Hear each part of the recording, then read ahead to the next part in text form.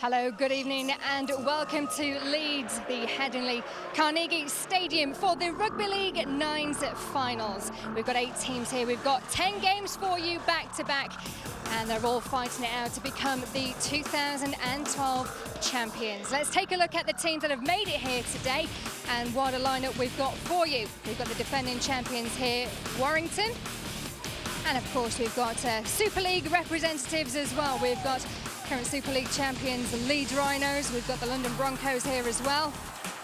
Also got Wigan doing very, very well, the Challenge Cup winners. And we've got a Cumbria side here. And also representing the Championship, we've got Featherstone here as well. So some fast-paced rugby for you all to look forward to. This is the order of how we're going to play the game. So we've got our quarterfinals coming up first, with Leeds and London kicking things off. So 4 games there. Then on to the plate semi-finals. The semi-finals, we've also got a plate final.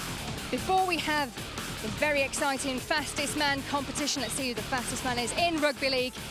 And then, of course, the very important 9's final to see who will be the 2012 champions. So much to look forward to here tonight in Leeds.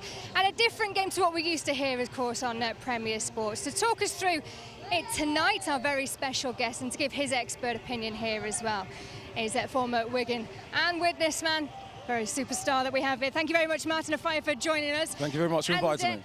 This is a discipline that you're very much used to, isn't it? Well, I haven't actually played in 9's, but I've played in 7's, and I know in any form of shortened rugby, you really do need your fitness. We're going to see a lot of young men really going into their reserve tanks tonight. There's going to be a lot of speed, a lot of agility. We're going to see a lot of young superstars trying to make a name for themselves in the games. As you mentioned earlier, we've got the Rugby League's fastest man competition, so there'll be a couple of young bucks hoping to make their name in that competition. And, you know, it's been a fantastic round-robin competition before, you know, all the top 8 got to this situation. Wigan probably, you know, maybe I'm a bit biased, but they haven't lost a game in this competition. I think they're 12 for 12 going into this. Wakefield, another team I'm interested to see. They've only lost 1 game, you know. So both top teams from you know, both conferences going together. I think in the first game we've got Leeds Rhinos up against the London Broncos, and there's a matchup that I'm hoping to see. Amari Carrow from the London Broncos up against Jamal Chisholm, who has, I think he won the fastest man in Rugby League competition back-to-back for 2 years before Jody Broughton won it last year. So yeah, some interesting matchups, some exciting players, you know, some that you know, Premier viewers would have seen before, like Brad Singleton. He was, I think, on loan at Dewsbury earlier in the season, so that viewers might have seen him. So yes, some players you might have seen, a lot of players you haven't seen, but look out for maybe seeing the new Sam Tonkins. Well, there we go. Well, we have had 96 games, 16 festivals, and 4 Tuesday nights dedicated to where we get to where we are tonight. It is a little bit different, as we said, some rule changes from what we're used to seeing here on Premier Sports, but we've got someone that will talk us through it. Let's hand up to the commentary box for the first time and introduce David Oakes.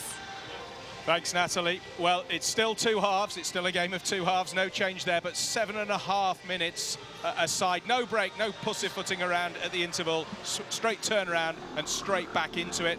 All penalties are tap penalties. There'll be a pink match ball being used. There's no scrums, just handovers. The dummy half can't get tackled in possession either. I think the best innovation, if you like, of the 9's, when a try is scored, the team that scores that try can opt for a power play.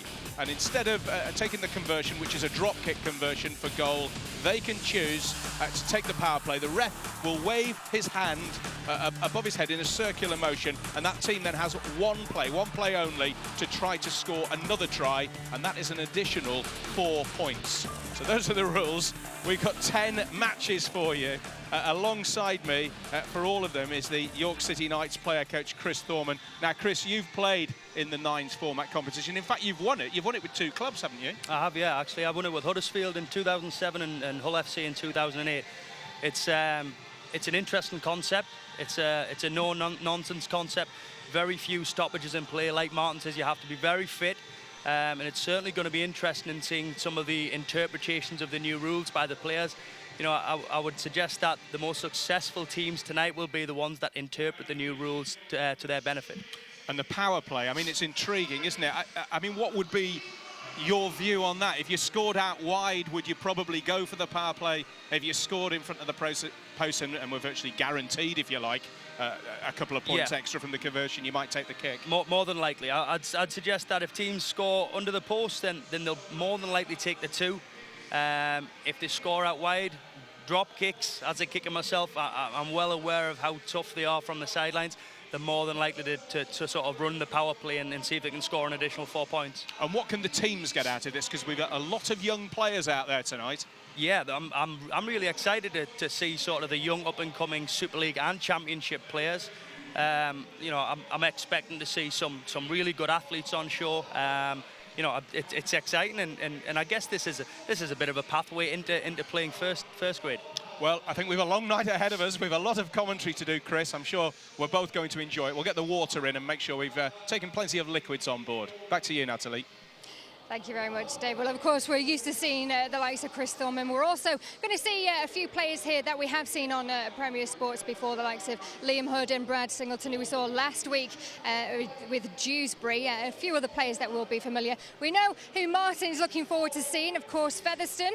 We're looking forward to seeing them, of course, because we watched them in the Championship. But also another team, Cumbria, which has been made up from players from 3 different sides. And a little bit earlier, I caught up with their coach, Don Gaylor.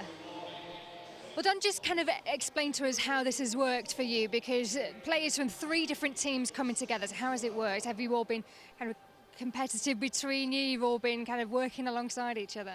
Well, competitive week-to-week basis, but we've all come together as a representative side from Cumbria, and I think that's magnificent. You know, you can be enemies one day, and then the moment you pull on a joint jersey, everything changes. And it's been a fantastic carnival, the way the guys have bonded and come together. It's been tremendous for the area.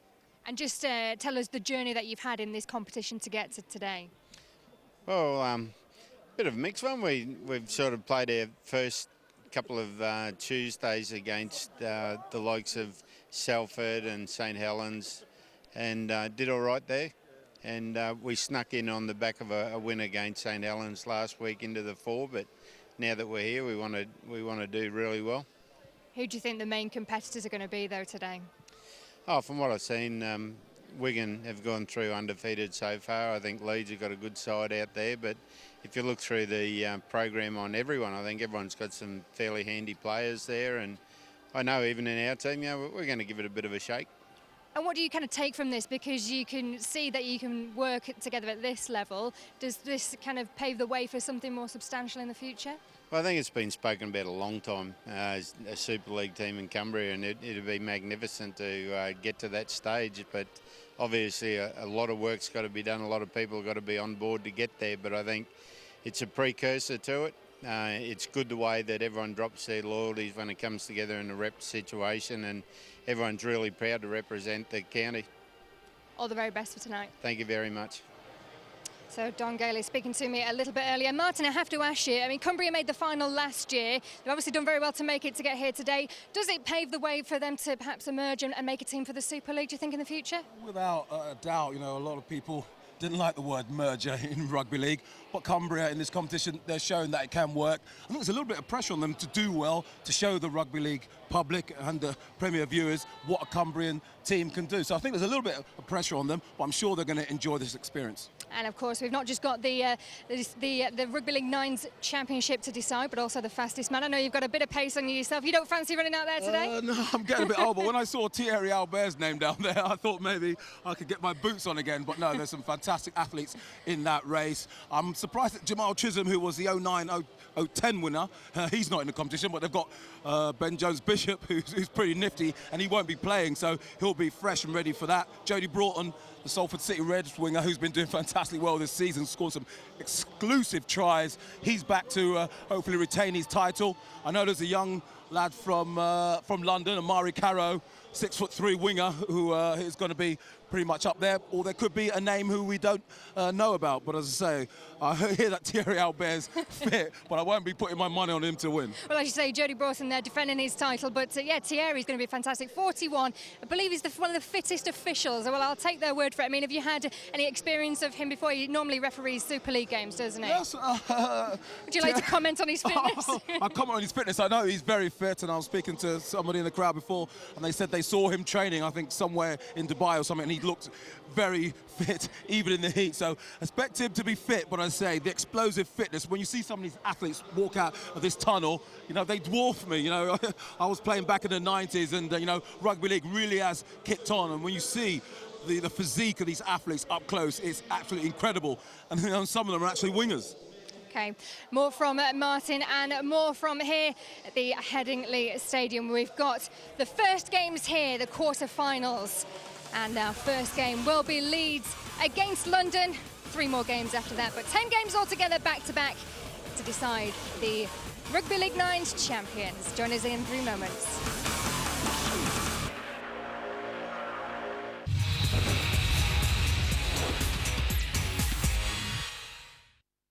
League Weekly, bringing you the world of rugby league every Monday.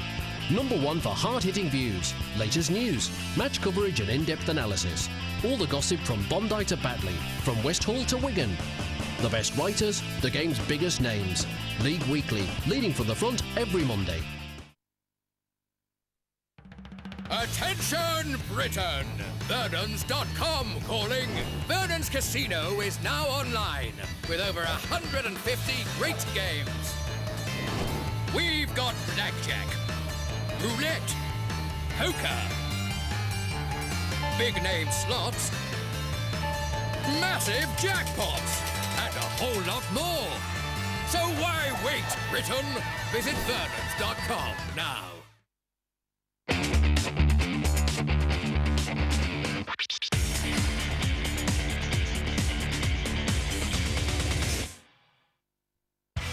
T20 magazine is your next generation rugby league monthly.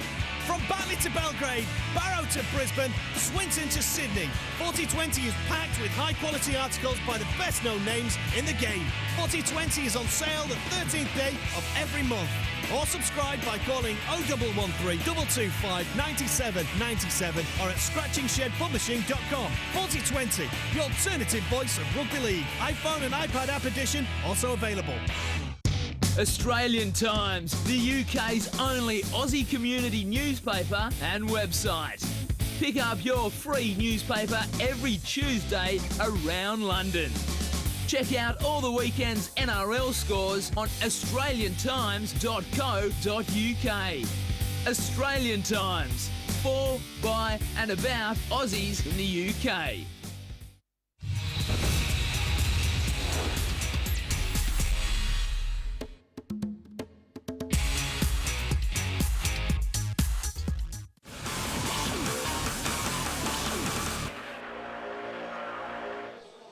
Welcome back to Headingley for the Rugby League 9's finals. Our first game about to get underway. Martin, a quick prediction. Who do you think is going to go through from the quarterfinals? I think I'd have to say from this game, I'd have to say Leeds. You know, the form book, they've won 10, I think drawn 1, lost 1. Okay, let's go very quickly up to our commentary team, David Oakes and Chris Thorman. Well, Jimmy Kindwurst is in possession for Leeds early on. Remember, the total duration of the game is 15 minutes, 7.5 minutes a half, and there's the pink ball, which surely stands out. Leeds want to get the ball wide, so down the middle from Ollie Olds. This is Kindhorst again. He's seeing plenty of the ball in these opening stages. Jimmy Watson waits at dummy half.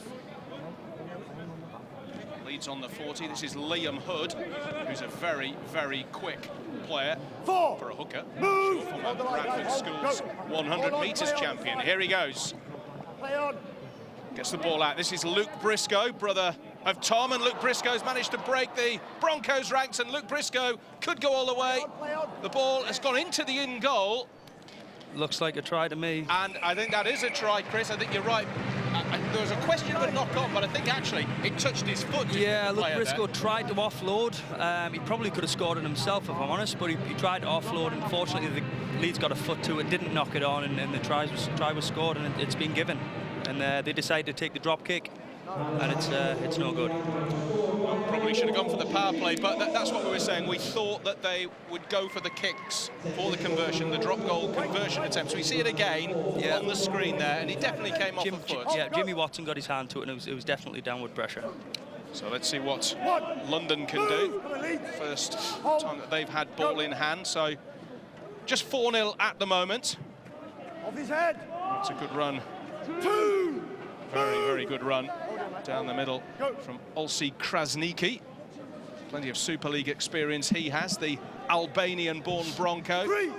Lots of young London and South East talent in the Broncos ranks. That's a short pass for Angus Peters.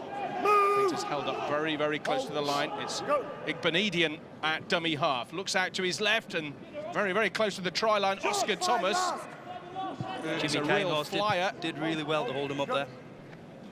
Igbenedian again gets the ball back to Mikey Bishy, and Bishy with the crossfield kick, and then the ball is put to ground. I think that's out on the far side. Amari Kara, who's put that ball down. In fact, it wasn't. It's Jimmy Morgan out on the far side. Just couldn't quite get to that ball. It's interesting. I'd try and keep the ball in hand as much as possible if I were London. You know, play with some good shape and try and keep the ball in hand. Try not to kick the ball away too much. Well, Leeds back in possession. Long way to go, but there's plenty of open field spaces, of course, in this format of the game. 9 aside. Didn't see the power play. We have seen the ping ball. Remember, it's unlimited interchanges. This is Colton Roach. That was a really forceful run. It was a good tackle as well from Angus Peters of the London Broncos. Hood again. Well, London struggling to get hold of the little hooker. 3 good steps there. Yeah. Watson waits at dummy half. Which is at the big man Brad Singleton. Gets the ball to Ollie Oles. Oles out along the line. Alex Foster gives a good ball to Curtis Wilson out on the far side for Leeds, and they're looking dangerous again. Count down 5 last. This is the last tackle. Go. So will they go for the kick or not? Well, Oles plays it back to Singleton. They've lost a bit of ground there. The big prop forward doing the kicking. It doesn't bounce awkwardly enough from a Rhino's point of view. And Mikey Bishy, who could go the full length of the field if he gets past somebody, that's for sure. Yeah, the last play again, a little bit poor from Leeds. I think if they keep the shape a little bit more, and obviously the defensive spaces are going to have to widen out. Does London make a break here?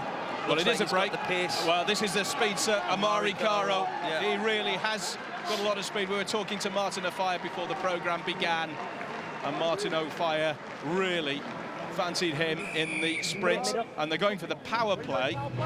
Michael Channing, there's the signal from the referee. Circular motion above his head. He saw the power play, but the defence does have to get set. That's interesting. He tried to take the power play quickly. The referee wouldn't let him. His teammates are already going back to the halfway line. Now they're setting themselves. Well, they possibly assumed, I think, that they would just go for the drop goal there. Igbenedian. Well, that power play unsuccessful. They just need to show a little bit more composure in that situation, I think, Dave. Well, the advantage here for Leeds, having defended that power play, is that they don't start with the tap on the halfway line. They start on the 40 metres, so they've got a bit of an advantage for defending that power play so well. But Chris is right. It was a poor power play, that, really.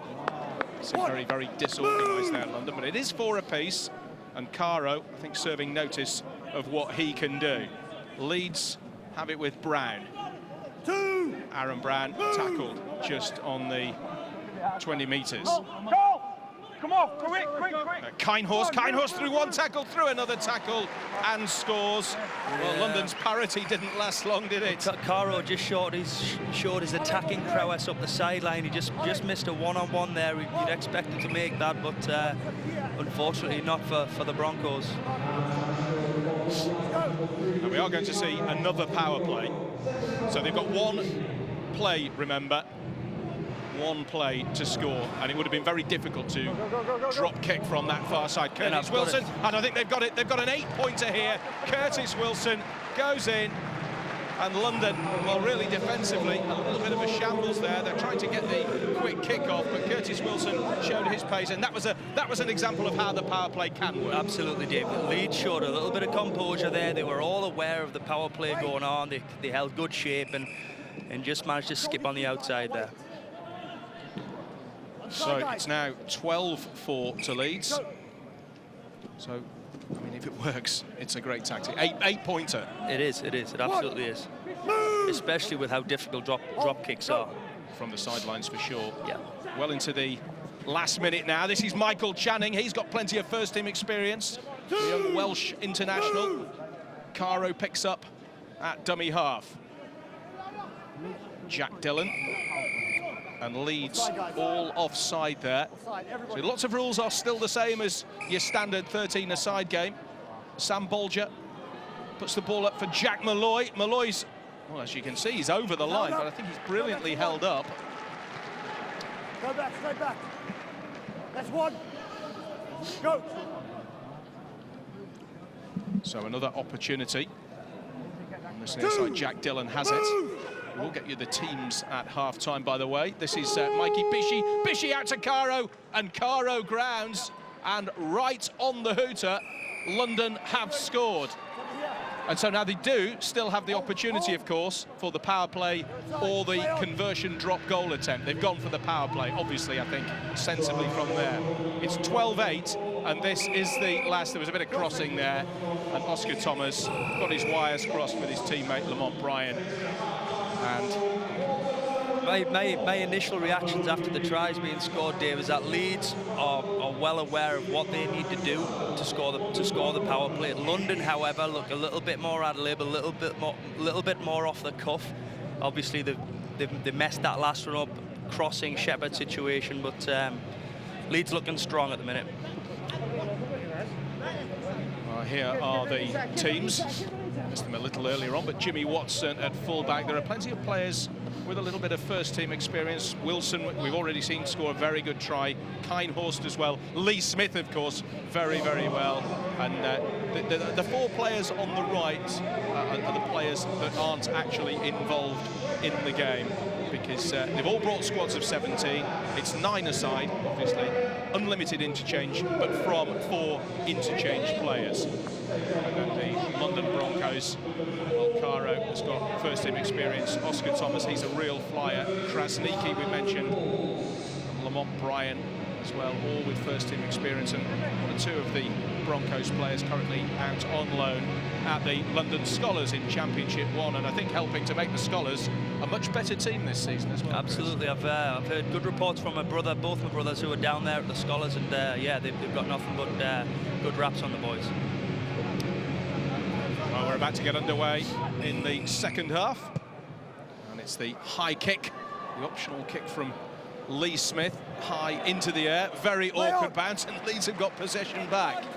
That's one of those interpretations that, you know, you put the ball in the air. Spiral bombs really difficult to catch, and you know, they're difficult enough as a fullback, never mind a prop forward on the front line not catching the ball. But Leeds have wasted all that good work because Hood couldn't keep hold of the ball at the play the ball. There was no interference, so it's still in the balance. This Leeds qualified with 10 wins from 12 games. From the Eastern Division, the ball's been put down there, though. Error from Lamont Bryan. Yeah. 0. Experienced first-teamer as well. Yeah. Just wasted that possession, and now Ollie Olds out to Luke Briscoe. This is Lee Smith. Smith with plenty of power. That's a really good tackle, though, from Oscar Thomas, but he's got up. Lee Smith, oh, now he's had the ball stripped. That was 1-on-1, but surely it went forwards. Well, it's a really, really scruffy passage of play. Should be first knock on, and Leeds have got the decision. I think, yeah, justice prevails there. I think, you know, London did knock on, and Leeds are going to restart the game with a play the ball. Let's go. Alex Foster, sorry. And Olds high-ish, high tackle on Liam Foster. The Leeds number 12 by Omari Caro. So back-to-back decisions going quite rightly Leeds' way, and Liam Foster now to just drive the ball in. 12-8, so the margin is slender. If Leeds get over here, it'll be a hard deficit for London to recover from, and that's terrific play from Ollie Olds, and Ollie Olds dives over in the corner, extends the lead, and it may be no way back from here for the Broncos. They'll take the power play as well. Yeah, Ollie Olds, really nice footwork, especially on the big men out there. Lamont Bryan just got stood up and managed to just get on the outside of him. Again, looking at Leeds from the power play, they've kicked early, and I don't know if that was the right thing to do. They've got great shape, the sideline to sideline, and it's going to be really difficult to defend that for London. Wait. In the middle, Brad. So Oscar Thomas will take the tap from the 40. The referee wants to get everybody set. Time off. Time off. And Thomas has to wait. So they trail by 8 here, the Broncos. That's brilliant improvisation from Thomas. If he can, oh, he's so unlucky. Oh, well, that was superb. Yeah, absolutely superb from Thomas. He was very, very unlucky there. Have to admire that. Great skill. Improvising when, you know, the tough Leeds defence to break down. He's kicked early, hit the post. Unlucky. But he couldn't do that again. No. That's a great... Well, I think that was Lee Smith. Lee Smith drop out, found touch. That's going to be a play the ball to Leeds. Leeds look like they've been doing a lot of practicing in this format, don't they? They really look well structured. They do actually. And well organised. Yeah. Brad Singleton is a very big player to try to put down. Move! Hold, guys, hold, go. Just outside the 40. Aaron Brown. 2, move! McMeekan. Play on the Also outside. by Malloy. Ball goes to ground, but Duckworth picks up for the Rhinos. 3, move! 3 tackles gone in this set. Under 4 minutes to go. That could be just the chink of light that London need, perhaps. Yeah, poor skill. I know that the rain was coming down a little bit. The ball's going to be a little bit greasy, but chest catching. Anyone knows that, you know, get your hands up. Catch in hand, much easier to catch in hand. 1, move! Come inside, guys. Go. Thomas waits there at dummy half, and they've gone on the blind side with McMeekan again. Hal, 2, movement. Hold. Lee, stop pushing. Go. It's a powerful run there. I think that's Krasniki, actually, isn't it? 3, move. Hold. Big Benedian waits at dummy half. Inside to Oscar Thomas. Now it's Bishy. Oh, and Bishy's through the gap, and Bishy's away. Now, has he got the legs? I don't think anybody's going to catch him. Mikey Bishy over for the Broncos. There's only 4 in it. What are we doing? Now, are they going for the 2, or are they going for the power play? They've got time to go for the 2. I think they're doing the right thing. Just need to be composed. They've got one play. They've got good shape, good skill. That was really, really poor execution in the end. The pass was a bit lofty-ish, wasn't it? It was in the air, and it was just an arm stuck out by Amari Caro, but very little conviction in his attempt to get the ball to Odesanya out on that wing. So time off. If they can get the ball back quickly, London might still have a chance, but 2 minutes only remaining Come on, guys. Another yard. on the clock. Lee Smith. He's made a difference for Leeds. He's been one of the players that's really made a difference. 2. Aaron Brown. Move to the line.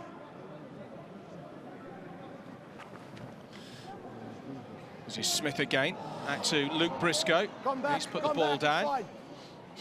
4. The ball went backwards there. 4 tackles gone. Leeds ahead by just the 4 points. If they score here, the game's over. That's better. That's more conviction. That's the way to get the ball out to the winger. And Leeds, I think, are home and dry. London had to get the ball back from them, really, to have a chance with so little time left on the scoreboard. It's a 5th Leeds try. It's 20 points to 12. Fantastic skill from Colton Roach. He's got number 8 on his back. I'm not sure if he's normally a prop, because he showed some great skill, some great ability to offload at pace there.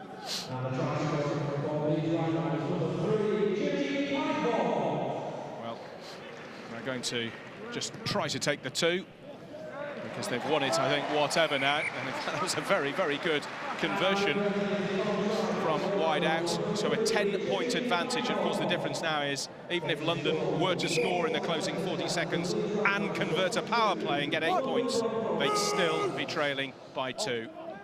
So that's why Leeds took what was quite a difficult conversion attempt from the drop goal. Benedian can't pick up, the ball goes loose, and Leeds, Chris Thorman, are home and dry. It looks like it did, yeah, you're right. 10 points to go, 24 seconds. 0 tackle. Picked up by Smith once again. Just more or less playing out time now, really. 1, move! Come on, guys, work hard. Notice Lee Smith's dictating. Lee Smith's jumping in a dummy half. He's playing first receiver. He's not playing traditionally how he would for the first team. He's not on the wing or at fullback.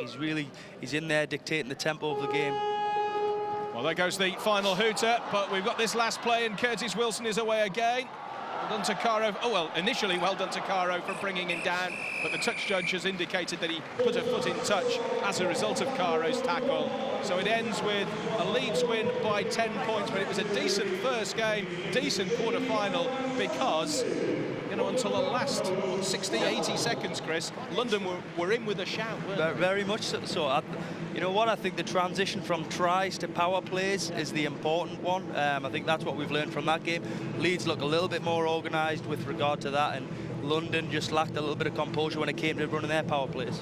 Well, London will have to go to the plate competition now, and obviously Leeds progress. The final score, Leeds 22, London 12. Back to Natalie. Oh, we've got Barry here. A good start for you.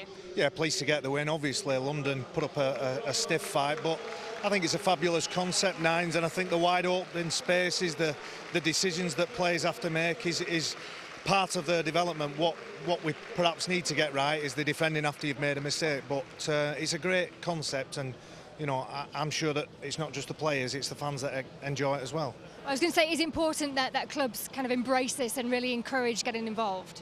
I think it's only what you put into it. I think if you put a substandard team in it, then you'll get substandard play. If you go at it and you give it a good go, then you'll enjoy it and get something from it. Long night ahead, isn't it? And these guys have got to be at peak fitness, haven't they?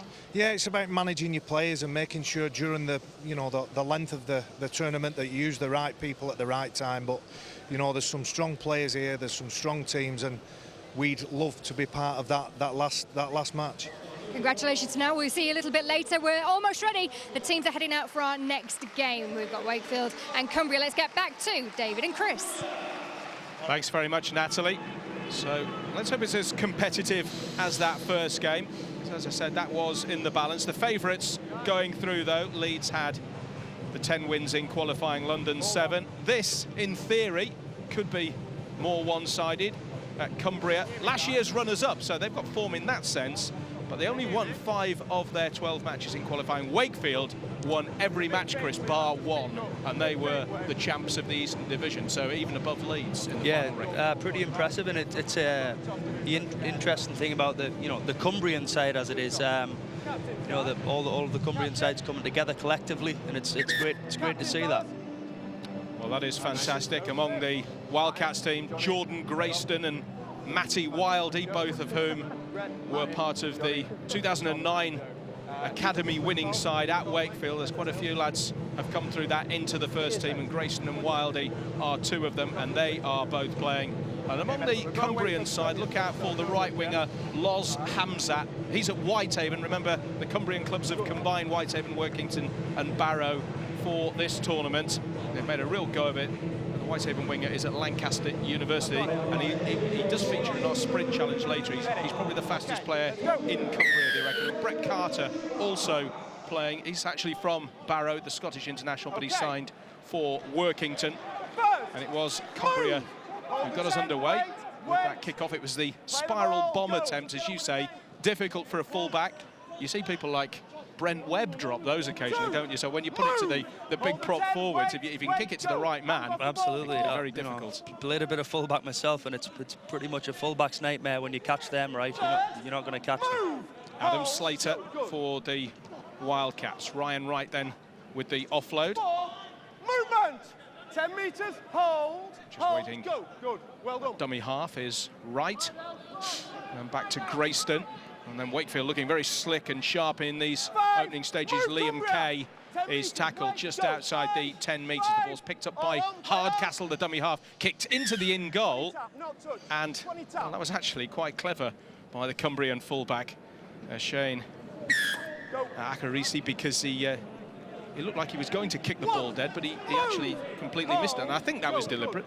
I'll give him the benefit of the doubt. Yeah, just this once. So Cumbria, an interesting sort of grey strip. Ball is with Carl Seiss, another pacey player. Pacey player, someone that's been around for a very long time. I think I played for Cumbria Academy many moons ago with Carl Seiss, so he's well into his 30s. Waiting at dummy half, James Dandy. The ball's played back inside, Sam G, and then the kick. Well, the kick's actually gone out of play. Whether that was quite the intention there, Chris? Yeah, just a little bit too much on it. I think actually they'd overrun it outside, and there was very little else on for him to do there. Go. Good. So Wakefield back in possession. Dale Morton. Was brought to ground immediately. Hardcastle with the offload. Wakefield trying to just spread the play a little to the left-hand side, and they keep coming to this near side. Wildy just inside to Sam Fletcher. Tackling from the Cumbrians, of course known as a dogged bunch up there, aren't they? Never easy to win away games if you're playing championship matches in Cumbria. 10 metres, wait, go. Rights the dummy half with the headgear. Finds Wildy. that's a good ball to Liam Kay. There's a little bit of space for Kay. Oh, it's a great tackle, though, from the fullback. It was a terrific tackle in its own right, but the fact he's put the player into touch, that's really special. Absolutely. Who's that over there? I think that's Carl Seiss. It is Carl Seiss. He's managed to do a great job there. Stopped a certain try by the looks of it, and got his side the ball back. So Cumbria trying to bring the ball forward from deep inside their own half. Stand up. Go. Good. Stand up and play the ball.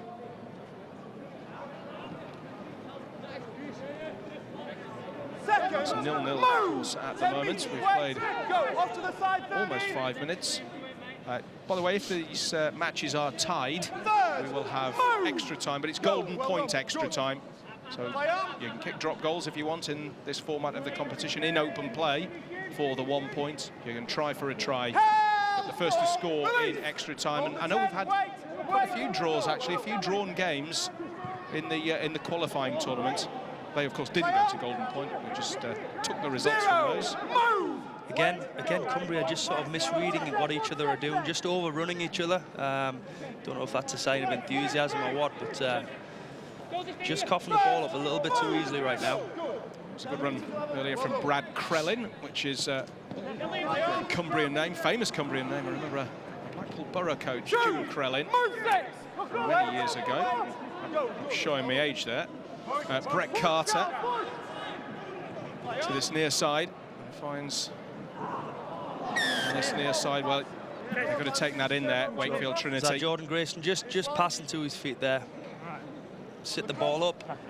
You know, the try line's begging right there. Carl Seiss is coming across, but I doubt he makes that tackle there. Oh, I think that would have been a try for Sam Fletcher, the scrum half. The number 7 had that ball gone into his hands. Look up and play. Not really had field position, the Cumbrians, yet, have they, Chris? They haven't. They've coughed the ball up early in tackles. It's going to be interesting to see what they do this set. Got some decent shape here. Good D from Wakefield, though. Good hit that. We have had a 0-0, by the way, in one of the qualifying competitions at Widnes. It was the Gloucestershire All Golds and the London Broncos. We'll just see what happens here. I'll tell you a little bit about the Gloucestershire All Golds in a minute, but that's brilliant play. Was that ruled as a knockdown by the Leeds player? The ball's come free, and Wakefield just needed to get on that. You know, it was off his head. It wasn't a knock on. Wakefield so slow to react there. Now Cumbria have got some field position. They have, and another set of 6. Liam Campbell just drives the ball in. That is the 20-metre line you can see there. And Cumbria have got a penalty side. They started a little slack, Cumbria, certainly with ball in hand, but now they just seem to have got to grips with the red-hot favourites, it has to be said, Wakefield Trinity in this tie. 11 wins in, qualifying to 5. You would have to say they are hot favourites. This is Campbell again.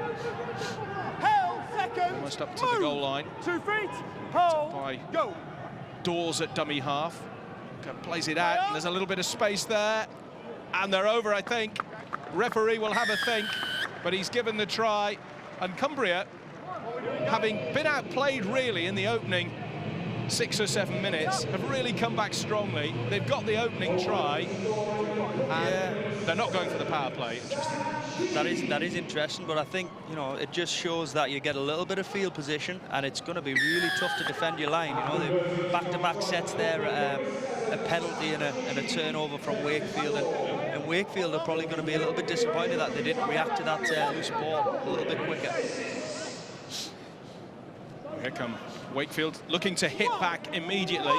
These, remember, the top 8 clubs. They've battled through a total of 96 fixtures over 16 festivals on 4 Tuesday evenings.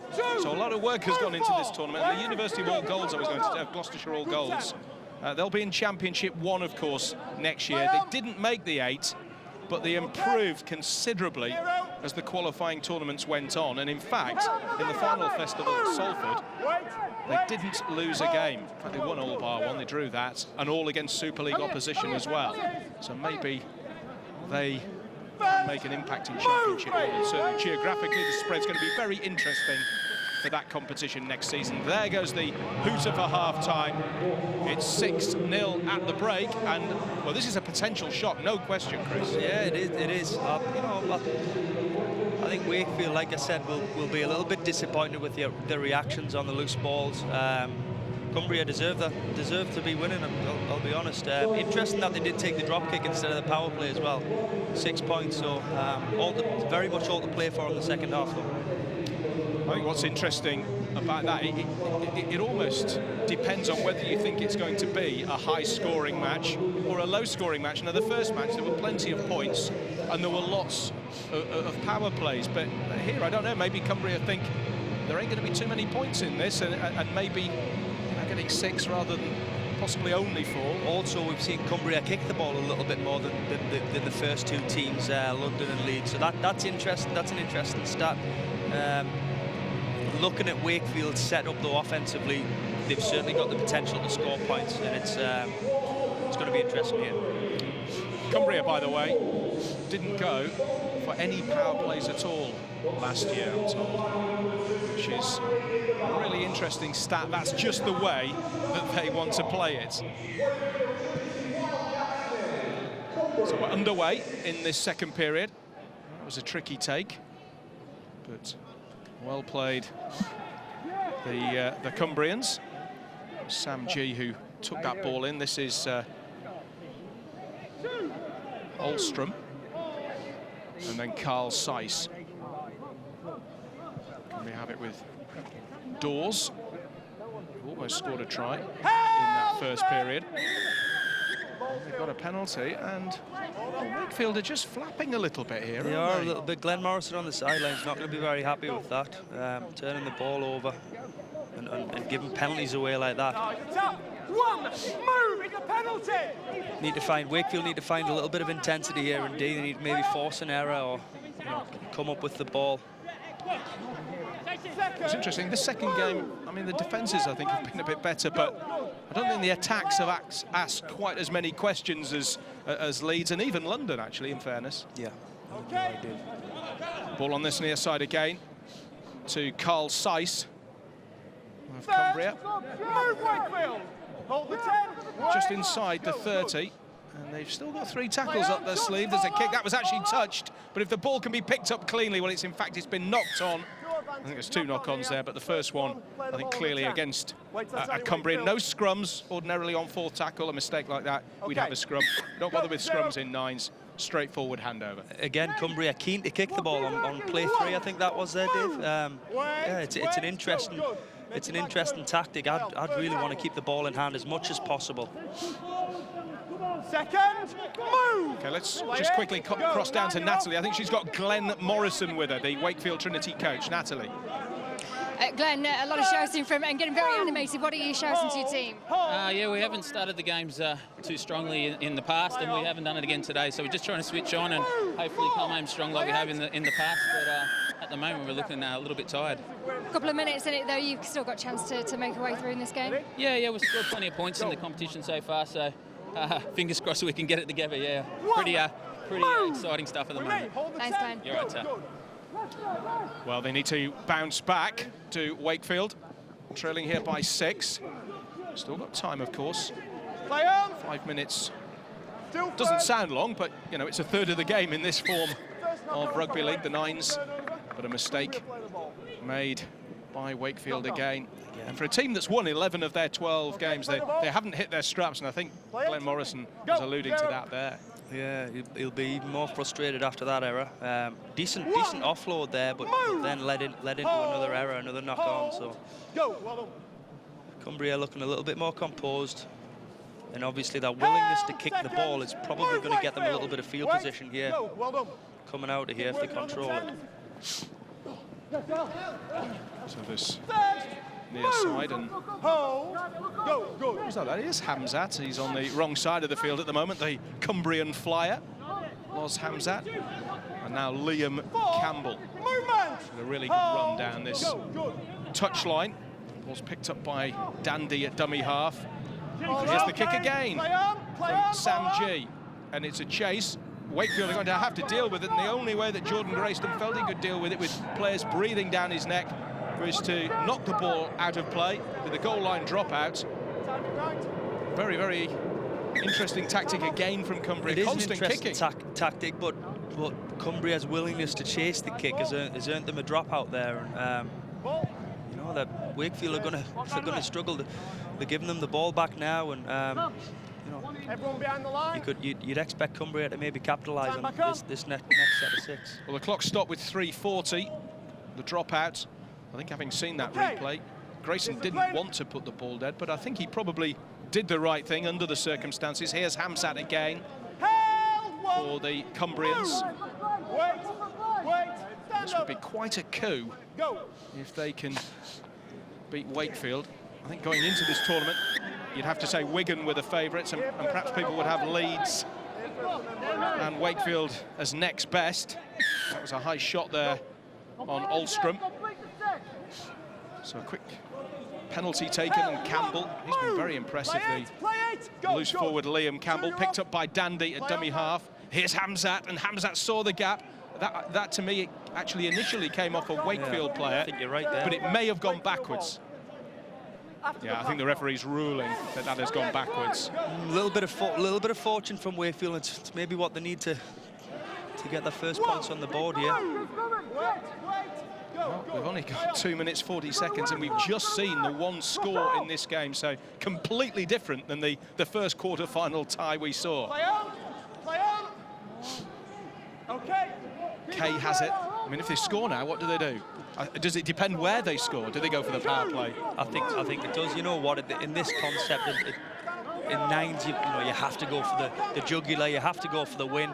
Well, they could have thrown this away, because the referee, and I think he was quite right there, the Wakefield player, I think, put his knee, even though he was in possession, put his knee into the face of the Cumbrian player. And now Cumbria, there's a real chance. 2 minutes to go.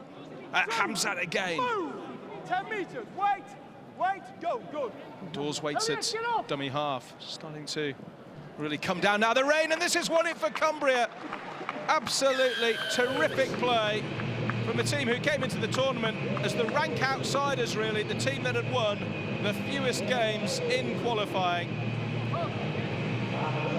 They're just going, again, not for the power play. Oh, well, he's missed incredibly. Liam the kick. You know, it's funny we're talking about the drop goals to be taken in front of the post. He just need to take his time a little bit there. But again, good line, good unders line from the try scorer. The referee's not going to give you all day to take the drop kick conversion, but I think he'd have given you a little bit more time than that. And when you're winning 10-0... And when there's only 90 seconds to go, Dave, you know, you need to be aware, your game management skills need to come into place, you need to check the time and stuff like that. But, I wouldn't think that it'll come back to bite them on the backside. I don't think it will, because there's less than 60 seconds to go now, and the ball is out wide. They might get a score here, but I don't think well, they won't get a score because they've thrown the ball away and given it straight to the Cumbrian hooker, Stephen Dawes. And Cumbria have won this. 40 seconds left to go. And I don't think Wakefield are going to be scoring twice in that time. Cumbria in possession. And you have to say, every credit to the Cumbrian players. They haven't coughed the ball. Wakefield have coughed the ball up a little bit too much. Again, they're kicking early. We've got chances here. Well, they have got a chance, because the standoff, Elliot Miller's after this, he couldn't quite reach it. And then it's Wakefield to come away with. We're into the last 10 seconds, though. This is Morton. Play on! Hell, 0! Still going. It's a good run from Dale Morton. That should have been a penalty, but the referee hears the hooter, blows the whistle, and all we can say there is, well done, Cumbria. That is a shock, the first real shock of the tournament. Absolutely. You know, with the rain coming down now, it's about how well you play the conditions. Cumbria played the conditions much better than Wakefield there. They had a smart kicking game too, willing to chase the ball, and well done to them. Final score then here, 10-0 to Cumbria. That's quite a shock. So wins for Leeds and Cumbria. And Martin, a first taste for people of the Rugby League 9's if people haven't seen it before. Yes, two fantastic games. One went to, you know, they did really feel like, you know, it went to form with Leeds come with a victory. A bit of an upset in the second game, you know. I didn't think that Cumbria would have got that game. You know, Wakefield, I think they've only had one loss in the 12 games that they played, so that was a bit of an upset. But I think Wakefield, you know, probably didn't have as much experience as the Cumbrian side had out. I thought it was a really good defensive display by Cumbria. We're going to see some of the action that we've seen already tonight from our first game from Oscar Thomas, and just talk us through what we saw in that first game, because this is what we can expect, isn't it? Well, see a nice kick over the top, a nice bit of individual play by Oscar Thomas. Didn't quite get the play, as you say there, he just took it on his own, really did leave a lot of the Leeds players standing. Just unfortunate that it came off the post, or that would have been a try. We saw a fantastic effort by Amari Caro to open the scoring for the London side, but as I say, Leeds just had a bit more experience in and around the team. They had Lee Smith, who was a pretty decorated player, won the Harry Sunderland, won numerous Super League titles with Leeds, and with Barry Mack in the background and James Lowes, I think they just had it over London's inexperience. So how do you think Cumbria will fare against Leeds? Well, I won't make them favourites again, but I think they're loving the underdog tag. You know, got them through in the first game, and you know, you can't really bet against them, I'd say. Talking of fast, I mean, these are fast-paced games, these are, but just a little bit of news for you as well, because Jamal Chisholm is now going to feature in the fastest man in Rugby League race. That could be interesting. Now, it spices things up even more. Yeah, it definitely does. Jamal, as I said earlier, he was the champion in 09 and 010. I actually got to present him with the award in 010, so it's good to see him back in the competition. I know that Ben Jones-Bishop has pulled out, but yeah, you know, it's the two heavyweights. Jody Broughton, last year's winner, against a back-to-back champion, and Amari Caro, I think, also in the race. He came second in 010 as well. Okay, the rain's starting to come down a little bit. We're ready for our next game, and the first chance to see the defending champions, Warrington against Hull KR. Let's get back to David and Chris. Thanks, Natalie.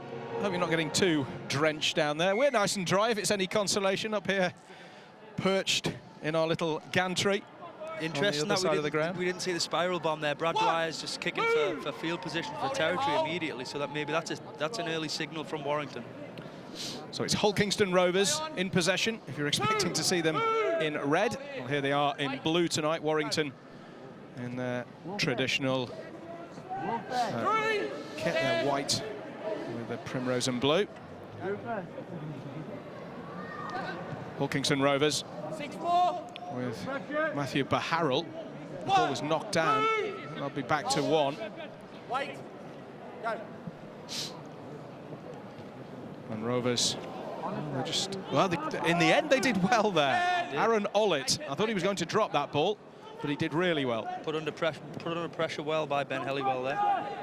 Lewis Sharif loses the ball, and then Warrington with Gavin Benyon. And these conditions are really going to play a part in tonight, and whoever plays the conditions well will more or less come out victorious, because the rain's coming down a little bit. That ball's getting greasy.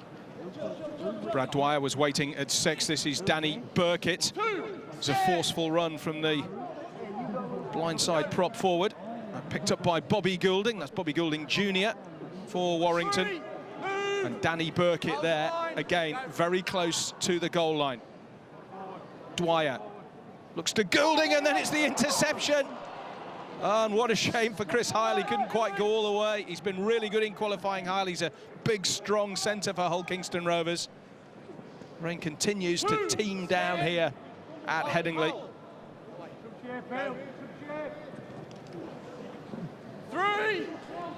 Mark it on square. Rovers into the opposition half for the first time, but ball almost immediately lost there by Baharul.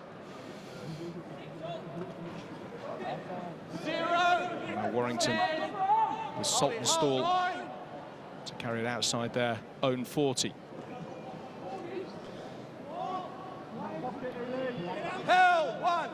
Move.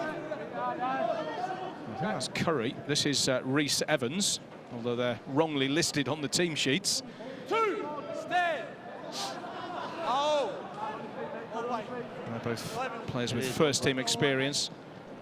Dwyer. Definitely Rhys Evans, isn't it? It certainly is. And here's Saltonstall. Really good run from the scrum half. Within the 10 now. Warrington play quick, go on the short side. We've got an opportunity there. Benyon plays the ball to Goulding, and then it goes to ground, but a penalty for offside. That's one of the reasons, I think, that Warrington dropped the ball. They were hurried into that mistake. And, well, from close range, that's very, very simple for Danny Burkitt to go over. First try, they look very well organised and disciplined here, Warrington. They sure do. They're very similar to how Leeds was set up. Very well drilled, very well coached. And here comes the power play. Little dink into the in goal. It's interesting kicking on the power play, but it hasn't come off, so it's just 4-0. Okay, are very keen to take this tap quickly. Well, they're taking it from the wrong place. They can move. What's the referee doing? They can move another 10 metres. The referee doesn't seem to realise that. Well, it's not just the players that are struggling to come to terms with the new interpretations. The referee definitely got that one wrong. Play on. Well, that ball hasn't been reefed, come loose in normal circumstances, according to the referee, but the ref there clearly didn't know that rule, that because Hull KR held out on the power play, they get a reward, and their reward is an extra 10 metres, but the referee didn't realise that. Warrington got the ball back, but immediately they have lost it. It's a little bit scrappy. It is a little bit. I've obviously spoken about the conditions. They just need to control the ball a little bit more. Move. So Rovers on the 40. It's George Griffin. Griffin with the offload, but yes, another error, Chris. You've got it there. You've got the mark there. You can see what they're trying to do, because they've got some, they've got some decent backs out wide, haven't they? They've actually got some big outside backs, and they're trying to offload the ball. They maybe want to try and control the ball a little bit more than they actually are right now. 1. Move. Oh. 2.5 minutes remain of this first period. 2. Move. Warrington up to the halfway line. Jordan Burke at the dummy half position, and then here's Ben Curry. He was on the bench for the first team on Sunday, game I saw, Warrington against Hull, and then Dwyer goes through, and was he caught late? He wants a penalty, and he's going to get a penalty there. Just taken out late after he put the kick through. And you'd probably bet on Warrington if they can keep the ball in hand to score here. And famous last words from the commentator. I think that goes down as a Coleman ball. It's a bit of an error fest at the minute, isn't it? Get out of there, straight back. The ref's awarded a penalty. There's 90 seconds or so remaining in this first period. I'm sure the referee's quite got to grips with this game. This has been the scrappiest of the games, I think, so far. For Hull KR, Peterson with that mop top and the headband manages to offload. Peterson again at dummy half. But he's quite a standout with his green boots, Peterson. Just going down the middle. Tyler Heppy. There's a few famous names out there, aren't there? Heppy, Goulding, you know, Dwyer. Tyler Heppy's dad, Brad, played, didn't he? He played at Castleford and Doncaster. Well, here come Warrington again with Jack Cooper. Cooper escapes the clutches of Keele Carlisle. Cooper continues almost up to the 20 metres, picked up by Dwyer. He's been very influential in this first period for the Warrington Wolves, and here he is again at dummy half. Dwyer looks to his right and finds Burkett, the scorer of the game's only try thus far. Cooper wasn't far away from making it a second try to Warrington. Look for Brad Dwyer having a sniff here. Well, he is having a sniff, and he's over, but has he lost the ball there? He's obviously a standout player. He's played in the Super League the last few weeks, and he's certainly one that Hull KR should be keeping a close eye on. I think the only reassurance for Hull Kingston Rovers, we were 5 seconds from half-time, they're not out of this game yet. They probably should be, but they're not. Well, they've dropped more balls than they've caught, and they've still got an opportunity here. They have with Chris Heil. Has he? Well, he felt he didn't have the pace, so he's kicked, and across goes Jordan Burke. Well, he rather flapped at it, but in the end, he got the job done. And at half-time, Warrington Wolves leading Chris Thorman by 4 points to 0. But as I say, Hull Kingston Rovers can consider themselves still in this game, can't they? They can. For as poorly as they've played, there's only 4 points in it, and you know how easy it is to score 4 points in this format of the game. I think the rain has just relented at the moment. I think it's safe to say whoever controls the ball the best in this half will inevitably go on to win the game. I think the funny thing is, obviously this game, even though effectively it's just taking 4 players out of a standard 13 team, and obviously there are some slight rule alterations, the power play being the most obvious. The bottom line is, if you do all the right things in 9's, it's the same as if you do all the right things in 13 aside. The fundamentals of the game don't change at all. You carry the ball strongly, you control the ball, and you get a little bit of field position, a little bit of territory, you'll score points. That's what it's going to come down to. Hull KR have coughed the ball up early in the tackle count a lot that half, so be interesting to see what coaches have said. Control the ball will be my message. Keep working hard here. Well, Warrington are the holders, so should perhaps make some allowances for Hull KR. They won 6 of their games, half their games in qualifying Rovers. Warrington only won 8. They didn't quite reach the standards of last season. And there we see the spiral bomb, the really difficult kick, but when you take it like that, it affords an opportunity, and here is an opportunity for Warrington, and I think it's Helliwell who's going to go all the way. No, in the end, he's ground down there on the far side. Wonderful defence. Warrington, though, still in possession. And Hull Kingston Rovers all caught offside. Whole host of them, raft of them there. And a penalty for the Warrington Wolves. So Hull Kingston Rovers with the restart. Here's Rhys Evans, and Evans is very big and very strong, and he... Held up, guys, held up. Oh, he's held up. I thought he was about to point for it. I thought the in-goal judge had given that. Well, the way he scampered backwards. Yeah, the referee overruled him, obviously, and didn't think he'd put the ball down. Dwyer initially finds Goulding, hands it on. I think that's Curry, but he's underneath a couple of tacklers there. It is Curry. Pretty sure it is. Dwyer again, and Dwyer, there's plenty of space for him there. And Brad Dwyer is over, and that makes it 8-0. And Hull KR, well, they needed a great start to this half. They've got precisely the opposite. Yeah, and it could potentially get worse here. Said Brad Dwyer is going to have a go from dummy half anywhere near the line, and he proved to be right there. Little kick to the in goal. That seems a popular power play tactic. It hasn't actually worked, I don't think, yet, has it? I'm not sure about that one. You know, keep your shape, and obviously it's greasy, and any long passes could potentially go to floor or be intercepted. But Brad Dry is keen on kicking the ball there in that situation. Well, the referee has obviously been told, because he's gone back to the 40 metres this time. That's Hull KR's reward for defending that power play, which didn't, in fairness, take too much defending in the end. This is Liam Salter. There were some ironic cheers, I think, from some members of the crowd. Baharul gets the ball on to Christian Bell, and Bell with the offload. Warrington's tackling is keen as mustard at the moment, it has to be said. Here's Baharul again. Offloads to Bell once more. Bell with a good ball out. But Warrington across. Defensively, they look excellent, the Warrington Wolves. Very, very well drilled. Baharul, that's a good ball. There is some open space on this far side. That's a terrific tackle, though, from Saltonstall. Did really, really well to carry his men. Outstanding tackle. Out 10. Nice skill, good vision. Wait, play it, go. Just disappeared from our view, actually, and I actually thought he'd gone out of play, but he didn't. But it was still great defence. But this is the last, and the ball bounces kindly.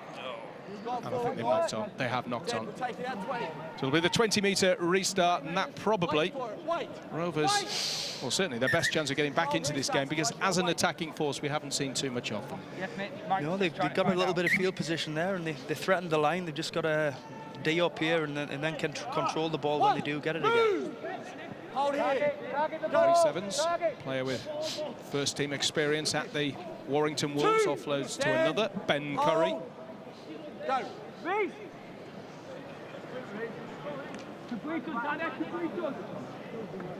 they've had problems all night with Cooper. Good offload in the end. Curry out to this near side. And Saltonstall in the end takes the tackle. Listed at scrum half. He's played out wide for most of the evening, James Saltonstall. Yeah, I think you can ignore most of the numbers on the back.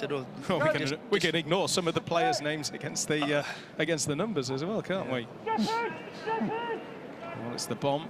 I think there may have been one or two Warrington players were offside there, but in any case, Blades managed to get the ball. He's in front of you.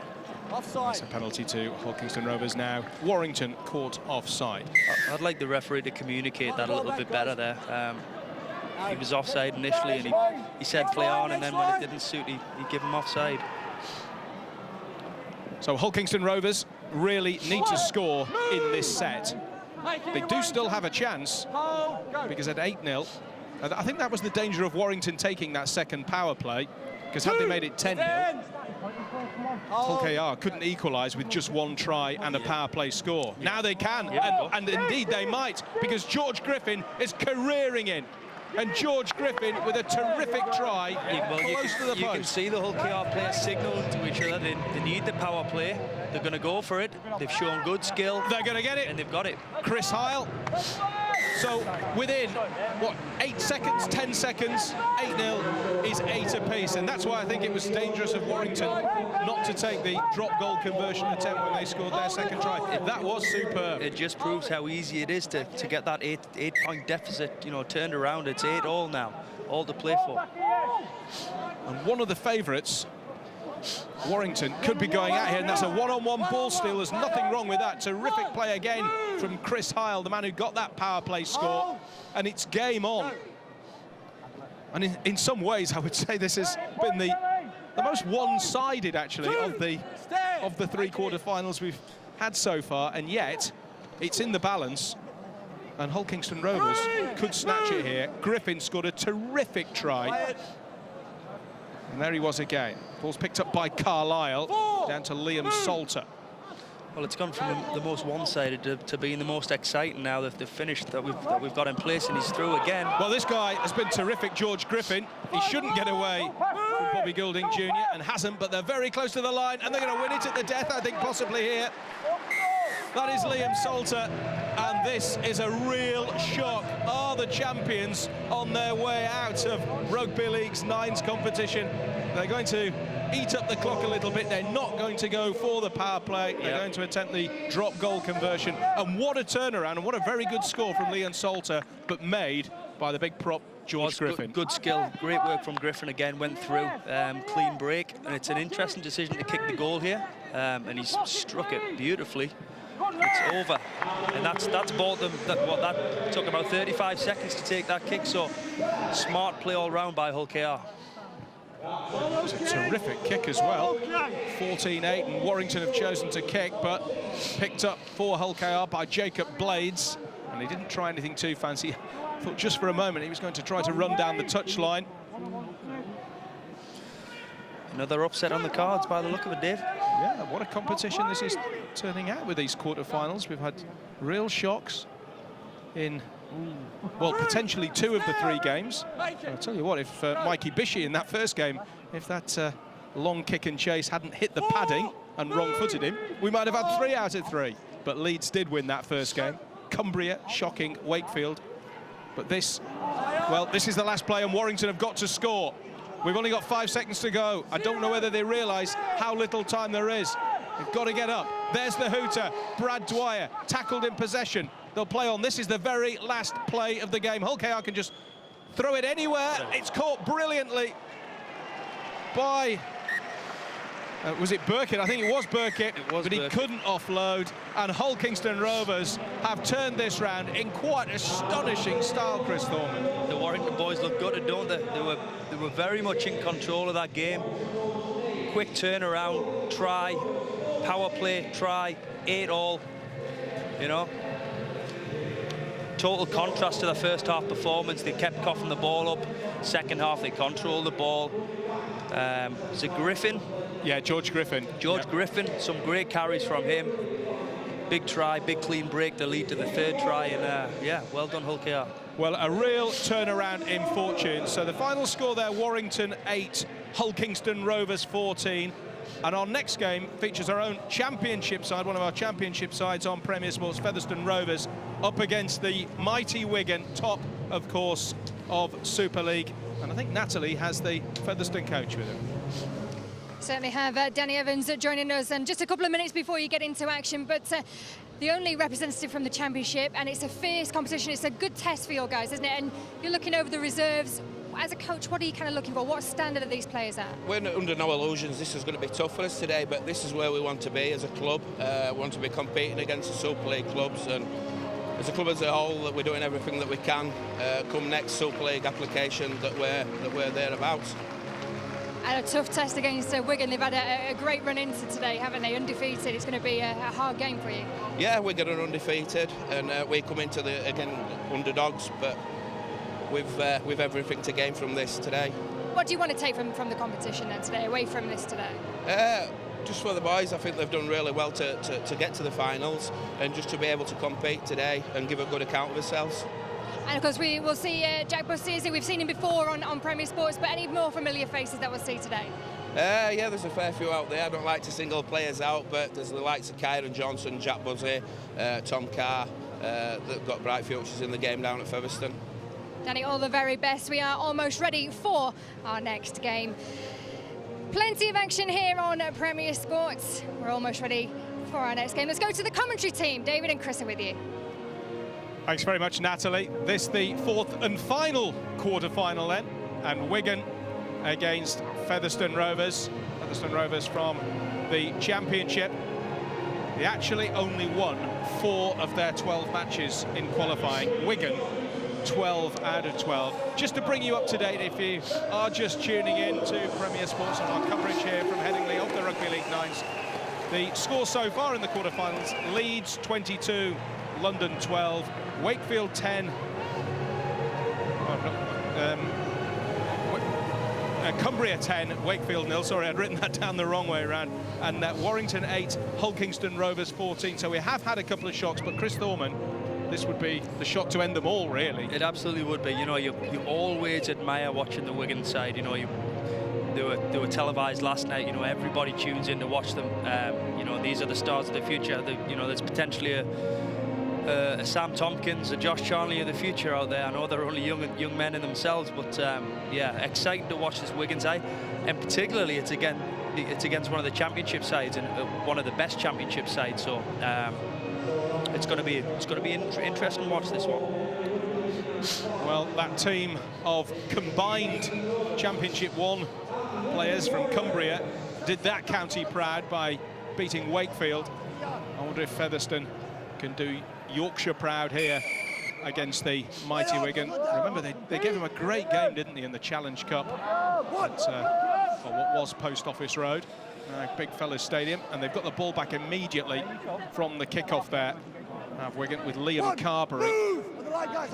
Leatherbarrow is the scrum half. To his right and finds Williams. Very, very close. That is the line, the actual try line. So they're very close to scoring. They were out of the blocks very, very quickly there, the Featherstone defence, but the referee said that was A-OK, and a mistake from Wigan, and that's allowed Featherstone possession. And they'll be glad to get through a first set of 6 here, I think. I think they will. They'll be very glad at how they defended that. They showed a bit of intensity off the try line there. So well done to them for that. A little mix-up. Still got it. Featherstone managed to retain possession there. Yeah, Kirk did really well there, actually. Rob Kirk. Bit of play from Bussey, but he can't get in the offload there. I think if they can compose themselves, Featherstone, and play out a decent first set, I think they'll take a lot of heart from that. Here's Mvadudu. Done really well to hold on to that ball after the offload there. He's a talented athlete, good footballer, good tennis player at the University of Huddersfield. And 15 appearances as well for Featherstone Rovers. Mvadudu in possession again. This is the last. Well, it hasn't been spectacular from Featherstone so far. It's been solid against this Wigan side. There is a kick on the last. Not offside. Kick. Is that from Tom Carr there? Yeah, it was straight to Kirk, and then the kick towards the in goal, picked up in the end by O'Donnell. John O'Donnell. Good carry. Side wing.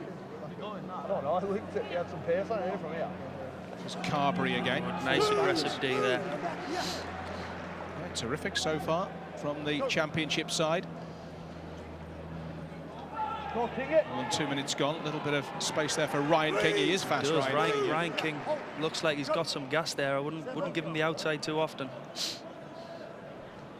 Well, from George Williams, and then Greg Burke just to drive it in. Featherstone holding them there, maintaining the their field position here. Good tackle on Ryan Hampshire there. Defence has been excellent from both sides so far, I'd have to say that, I think. Ball back with the scrum half, Scott Leatherbarrow. It's a long chase back downfield for Karen Johnson. Just runs it back, and I think one thing I'd say about this quarter-final so far, it's almost like it's the most structured game. It's the most like a 13-a-side game. It absolutely is. They've got to the end of the sets. They've kicked the ball well. Yeah, and Featherstone are doing okay. They're well in the arm wrestle here. Credits, I think, to Wigan as well, because they clearly haven't underestimated their opponents, even though their record coming into this quarter-final was nowhere near as good. I guess that's why you have a record as 12 out of 12. You respect the opposition, and you're aware of the threats that they pose, and yeah, you deal with it. And as Wigan just force an error there, interesting here. Well, see if they can make the most of this possession. They'll also either have seen or heard some of the other scorelines, I think, from earlier on. Leatherbarrow again finds Hampshire, and then out to this near side, and Wigan forced into a hurried kick, because I think the player in possession, O'Donnell, felt he was going to be pushed into touch there. Yeah, I think O'Donnell actually lost possession there and just managed to get his foot to the ball. So turn around.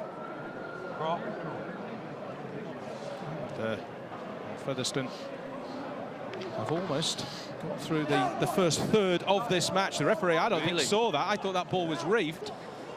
Ref had his back to it for me and didn't see it, but anyway, I think Featherstone have got the ball back. Again, yeah, justice there for Featherstone. I think that probably was a penalty against Wigan, and they got the ball back. That's Kirk.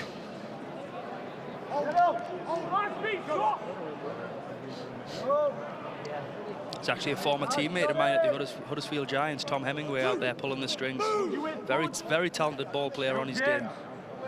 Yes, he's a man who holds a record as well for successful conversions, 22 apparently.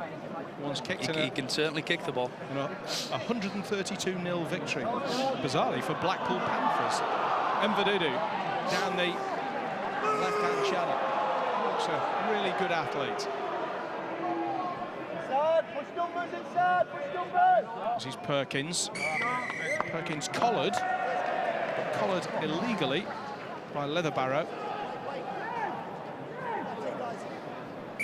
And this is the best field position that the underdogs have had so far.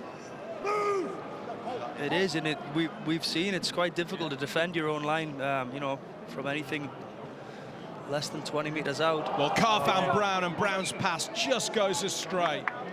And that was really unfortunate. That's disappointing. Featherstone are going to be disappointed with that. You know, the first opportunity to really attack the Wigan line and ask some questions in the air, they come up wanting.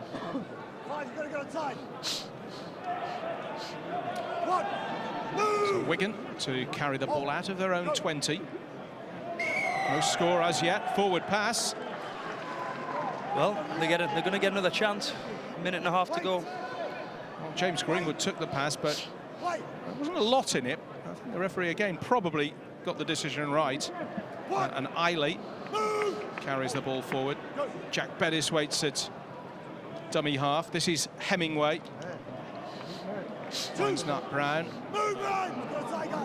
Brown just about 12-13 metres from the line. So Featherstone, with the scores still locked at 0-0, perhaps have a chance to get first points on the board here. Picked up by Bettis again. And then very, very close to the line there. That's the hooker, Eiley. Picked up once more by Bettis. Helped on by Hemingway. By Tom Carr there. Carr's got to get rid of it, though, and has done. He's found Bettis. Oh, Bettis very, very close to the line. But they've still got one more tackle up their sleeve. Eiley gets the ball to Hemingway. Attempts to step him. Bussey's still going. Bussey finds the hooker, Jack Eiley, and Eiley dives for the line but can't make it. Tell you what, that's no mean feat to be able to defend your line like that with 9 men. You know, great work from Wigan. Unlucky from Featherstone. Some nice plays there out the back. Some decent footwork, some nice offload. Carried forward by Greenwood on that first play. He really is a big unit, isn't he? Number 17, but that is the half-time hooter. And we get to half-time, Chris, with no score. Yeah, I mean, even though it was 0-0, it's still entertaining. And like you say, it was probably the most structured game we've seen so far. You know, the teams playing behind, good kicking game, good kick chase. Featherstone, pretty impressive, especially against, you know, formidable Wigan outfit that are 12 from 12, as you say. Just a reminder that after these games, the quarterfinals, the losers of the 4 quarterfinals, that's London, Wakefield and Warrington so far, will go into the plate. Get out, straight out someone who's playing a tight and you'll die over. Listen, I've been fucking trouble with. We're just trying to pick up there what they were saying to the Featherstone players at half-time. I mean, I think they must be pleased, Chris, with the way things are going.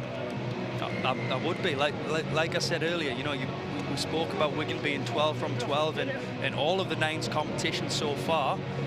Featherstone will be well aware of that, and they've certainly not let themselves down. If they continue to go the way they're going, then who knows?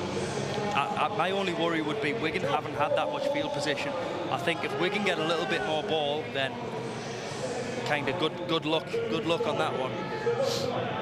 About to go for the second half. Just to complete what I was saying earlier, after the plate, of course, it's the actual cup semis between the 4 winning teams from those quarterfinals. George Williams dropping the ball, but clearly in a backward position. Greenwood with the next carry. And Wigan, as Chris Thorman says, haven't had great field position, apart from, I think, in the opening minute or so. And only 7 minutes of this game now remains as Ryan King is held up just outside his own 20 metres. Wins for Leeds, Cumbria and Hull KR so far. Who's going to win this? The fourth and final quarter-final. Defence has been excellent so far, but that ball was a good one. To this near side. To Shaylin Fraser. Offside.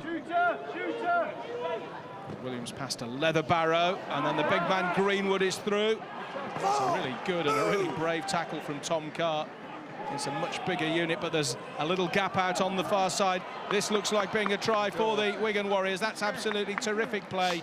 John O'Donnell, as you predicted, Chris, as soon as they got a little bit of space, there was no stopping them. I'll come to you in just a moment.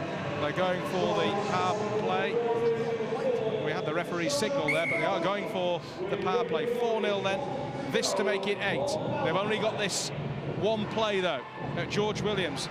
That's not where he meant that kick to go.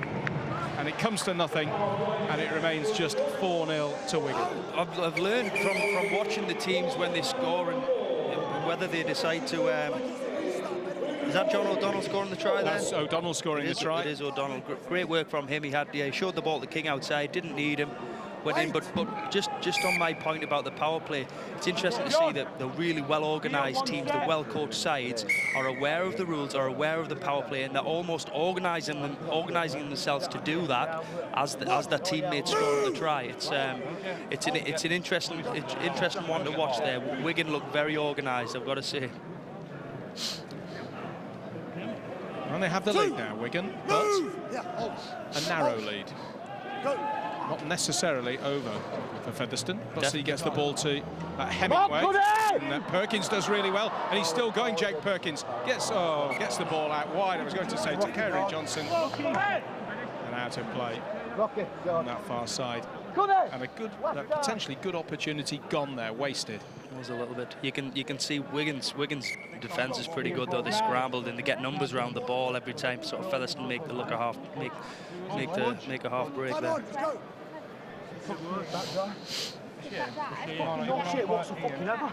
So Wigan carry the ball away from their own 20. They look very, very composed, as I suppose befits a side at the top of the Super League. And great grounding that their youngsters get in the game. Still the scoreline is only 4-0.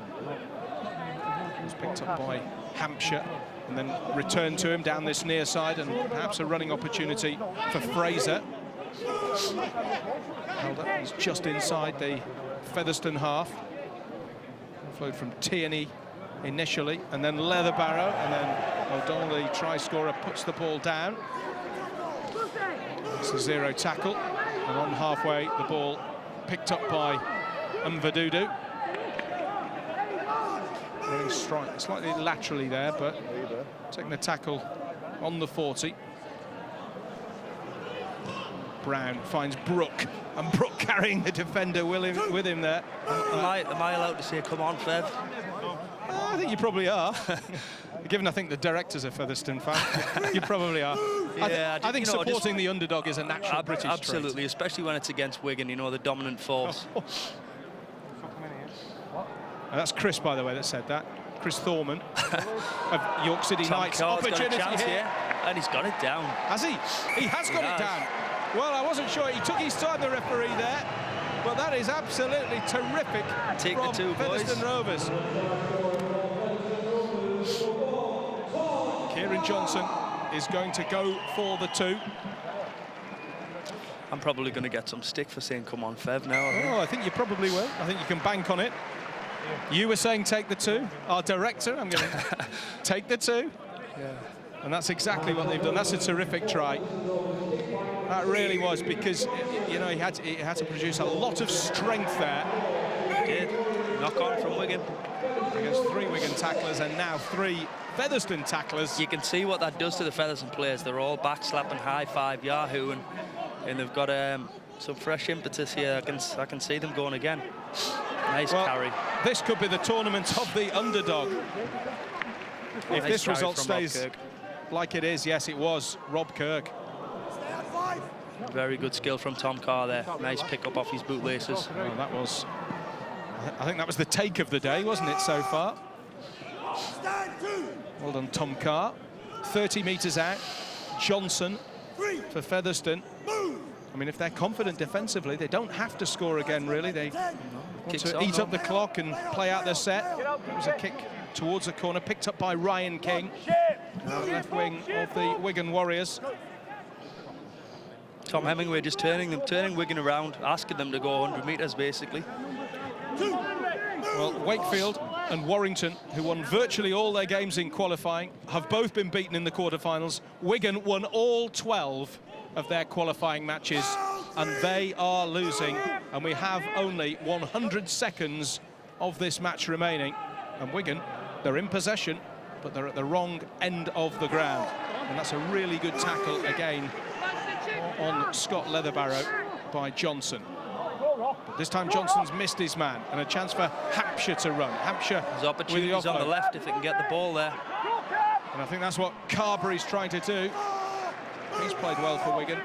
Liam Carberry, picked up again by Leatherbarrow. Looks initially to his left. This is George Williams. This is the last tackle. What have they got up their sleeve? If Featherstone can take this in and play out a set of 6, I think they've probably won it. The kick to the corner is for Fraser to chase. Really well held on to by Matty Brook. Nice cover there. Well, it was a 100-metre set, but it wasn't the outcome Wigan wanted. Featherstone have the ball again. Featherstone Rovers lead by 2. Under 40 seconds remaining. They won't be rushing through this set, that's for sure. We're on tackle 3. Well, this will be the mother of all shocks if Featherstone Rovers can hold on. And there's Ormondroyd on the far side. This is the last. Perhaps got to the last slightly quicker than they wanted to, but there's only 13 seconds. They've got to get rid of the ball, really. Almost, they can almost kick it out of play. But Wigan, in turn, have got to make the tackle. They're caught in possession on the last. Yeah, interesting he didn't kick the ball there, but there you go. He didn't need to.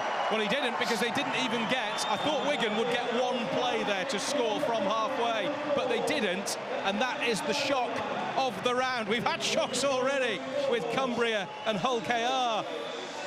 Yeah, look at the boys celebrating too. It obviously means a lot to them. I think that's a real boost for them. They can go and go on and take a lot of confidence from beating a very good Wigan side and a side that have inflicted that first defeat on them in what, 13 games. Well, beating Wigan in any competition is a massive feather in any player's cap, isn't it, really?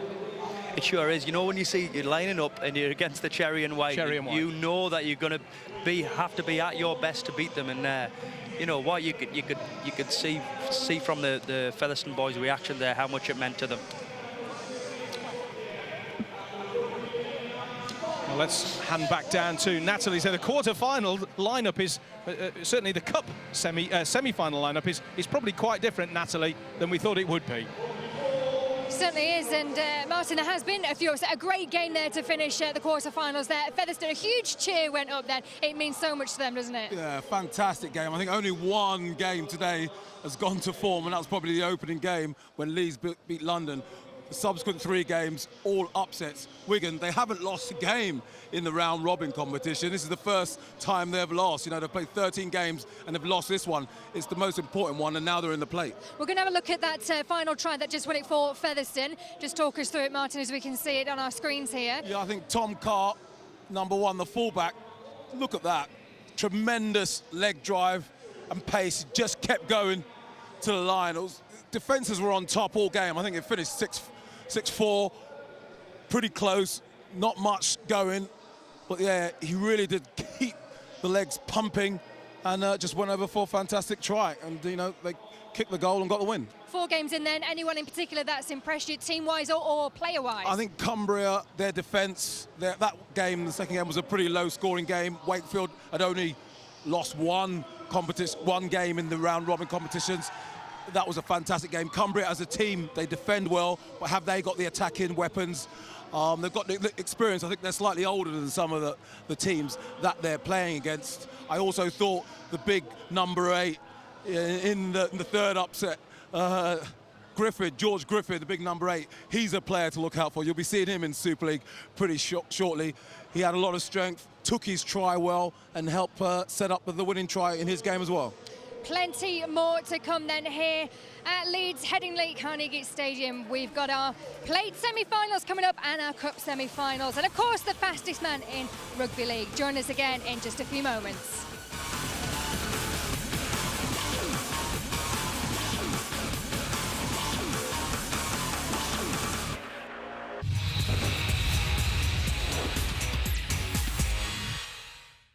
The very latest NRL gear available right here in the UK and at half the price of Australia. Full ranges for every team, plus a huge range of playing equipment. The UK's largest NRL store has just got bigger and better with new stock arriving daily. Call now or click on downunderleisure.co.uk. You won't be disappointed.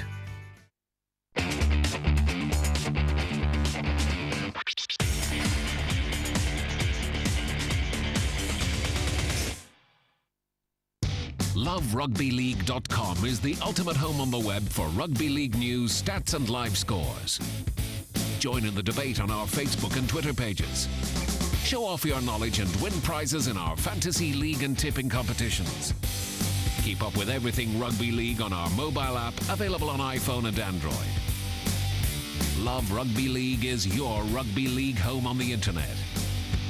Visit LoveRugbyLeague.com today.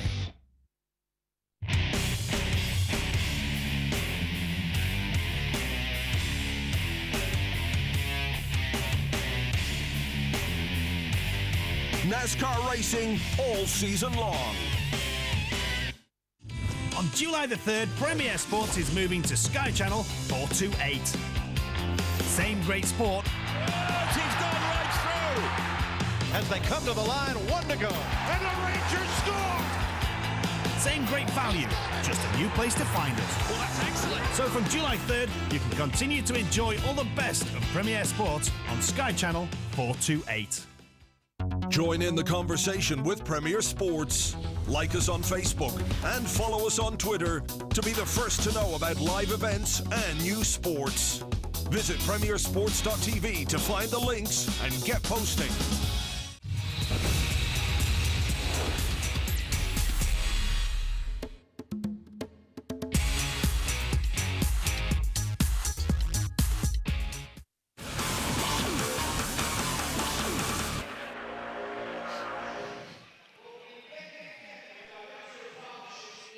And the Headingley Carnegie Stadium. It's the Rugby League 9's finals. Martin, we've had our quarterfinals, 4 fantastic games to give us a taster. Let's just take a look at where we're up to now and where things go from here. These are the teams then that make it through to the Cup semi-finals. And some great games still to look forward to, Martin. Yeah, Warrington, Wigan, I saw that as probably a Cup semi-final, not a plate semi-final. You know, London, they're up against Wakefield. London haven't really got that much experience in this competition, but I think they'll take a lot from that first outing against Leeds Rhinos, and hopefully we'll see Oscar Thomas. He might actually get over the line. He was pretty close in that opening game against the Leeds Rhinos. We saw what Amari Carroll can do. They've got a few other big units in that London team, and then you've got Mikey Bichet at number 7 controlling things. So look out for London to maybe spring an upset against Wakefield.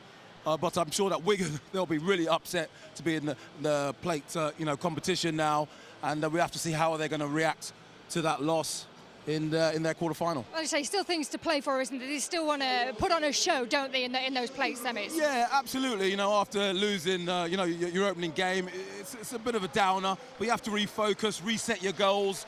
You know, you can't give up. There's still something to play for. You know, London, they've come a long way to play one game and lose it. So I'm sure that they want to go home with a little bit of success by winning the plate. So all these teams, the 4 teams in the semi-finals, they'll be looking to put on good performances. Some games coming thick and fast here. We're about ready to go to our first plate semi-final. It's London Wakefield. Let's get back to our commentary team tonight, which is David Oakes and Chris Thorman. Thanks very much, Natalie. Glad to say the rain has eased. In fact, it's completely relented now. Yes, it's London against Wakefield in this first plate semi-final.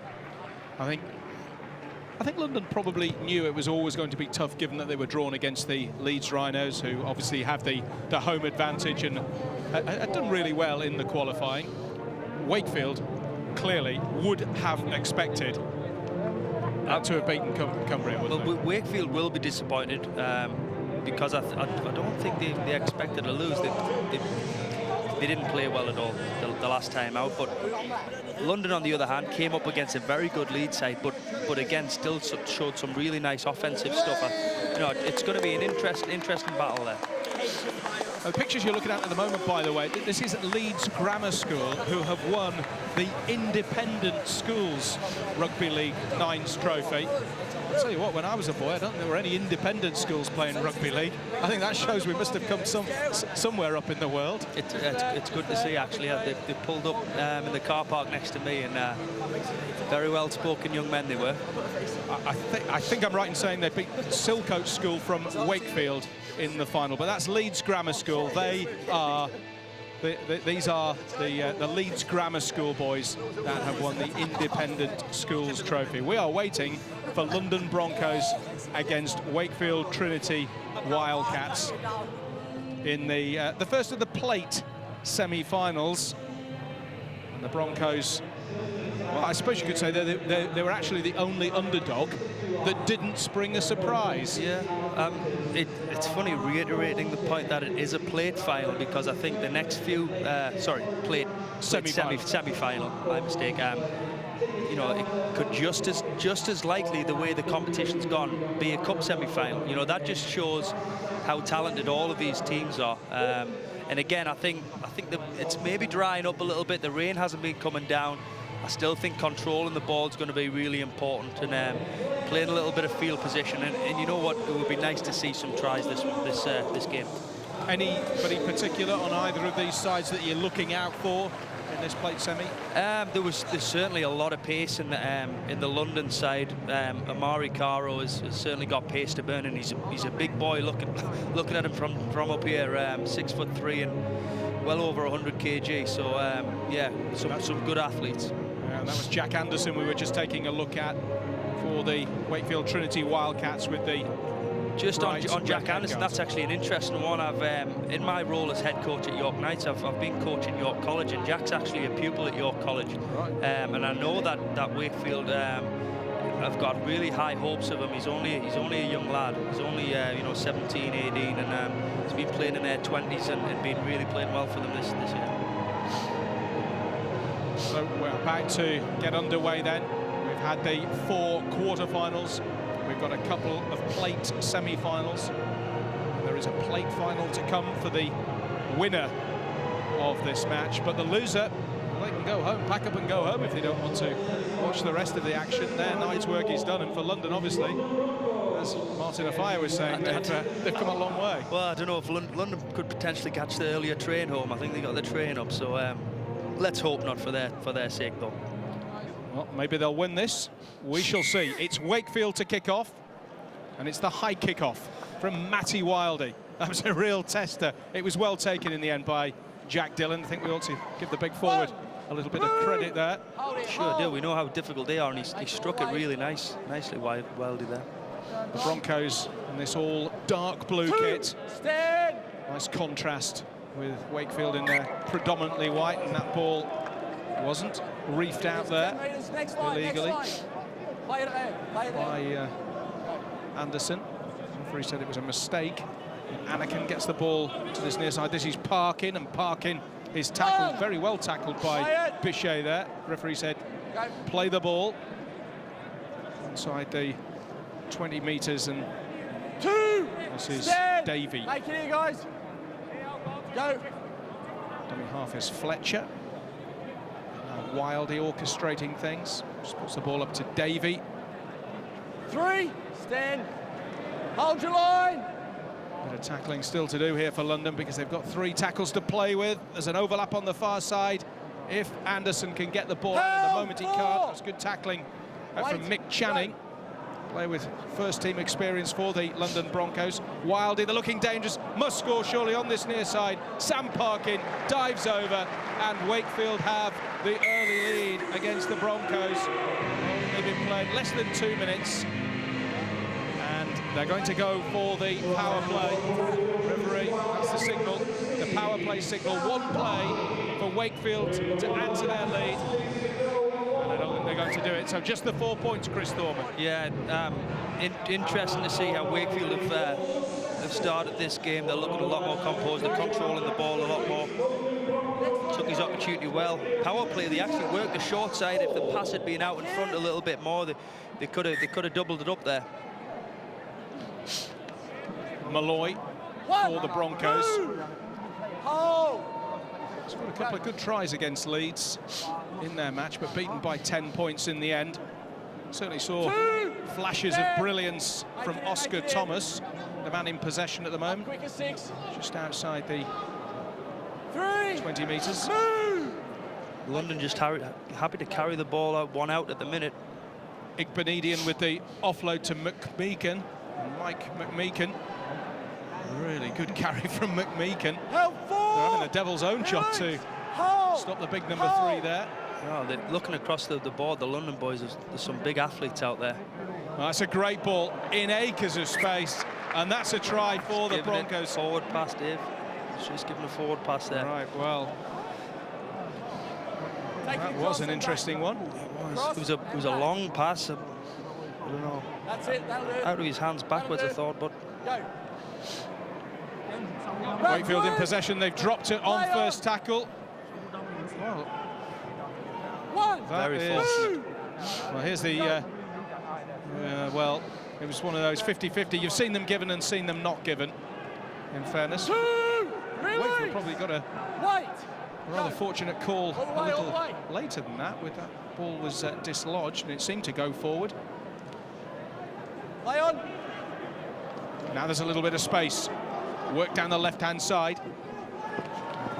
Channing is across to make a very good tackle there. Make it. Opposite number. Wakefield with Ryan Wright here, and Channing's there again. The only switch codes from rugby union. First game of rugby league, Mike Channing was as a 17-year-old. Oh, that was a great dummy from Matty Wilder. You know what? That was terrific. Kieran Hyde, the scorer. I was just going to say, Matty Wilder looks really smart out of dummy half there. He's looking to work the short side. He's looking open side, coming back short side. He worked it on the power play, and it just didn't come off for him. It came off a treat for him there. And they're happy to take the 2 points from the drop goal here, and he makes sure. That's because that makes it 10-0. Kieran Hyde's drop goal conversion. That was a fine try. It was the dummy of the night so far, I think that's without question. It was just on that, and you know, we're down in, it's 9-a-side, and I think the guy playing the ball has to stay in the game as much as possible. Just because he's playing the ball doesn't mean he can't become involved offensively. He plays the ball and he needs to back up and get into the game immediately. And I haven't really seen any teams doing that yet. Wakefield have done it a couple of times there, and they're proving that it's a ploy that could potentially work. Bichet. Well, they made a real hash of that, have the Broncos. That was awful. And now the Wildcats are back in possession. Seem to have lost a little bit of heart here, the Broncos. 10-0 down. Not yet at half-time. Wild here, that's a good ball from Davey out to the far side. They're dropping off tackles here. Oh, the Broncos, they keep it alive with Liam Kay. There are lots of players over. Ryan Wright, I was just about to say can't get the ball away, but he did. Now Kieran Hyde has it once more. Hyde out to the far side. Is this the third try? He's given a forward. He's given a forward pass. Tell you what, I think London definitely would have been getting that early train if that try had been given. Well, that was possibly certainly evening up the score. He's been consistent there, the referee, anyway.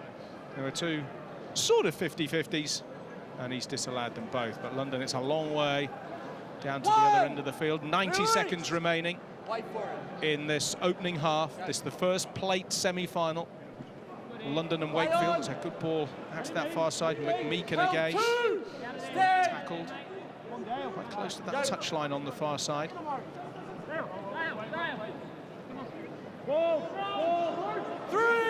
Release! Straightforward carry on the next play, but London need a little bit more than that. Wakefield just making a couple of substitutions there, just rolling them in, freshening them up. Couple of tackles to go. Oscar Thomas, that's a forward pass. We're dead in line with that. Definitely was that one, yeah. We are dead in line with that, and I can tell you that definitely was a forward pass. I was going to say well spotted the touch, Judge, but I'll tell you what, if you'd not spotted that, you'd be worried, wouldn't you? Even you with your glasses on there, Dave, spotted that one.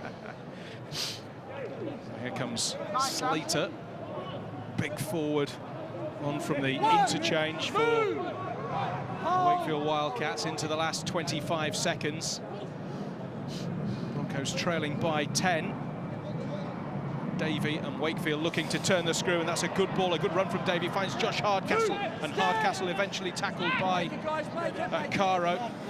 Quick play the ball, Davey again. One more play, that is brilliant, absolutely brilliant from Kieran Hyde. Excellent. What a kick that was. Yeah, just lovely off the boot, that, well aware, great take. Interesting to see what they're going to do here. They're going to go for the power play. Well, they've already got 14-0 on the scoreboard. This is the power play for another 4 points. Fletcher inside, knocked on. That's the half-time hooter. Half-time hooter, and 14-0 to Wakefield, who was shocked by Cumbria in their quarter-final, and they look determined to make amends for it, don't they? They do. They look a lot more.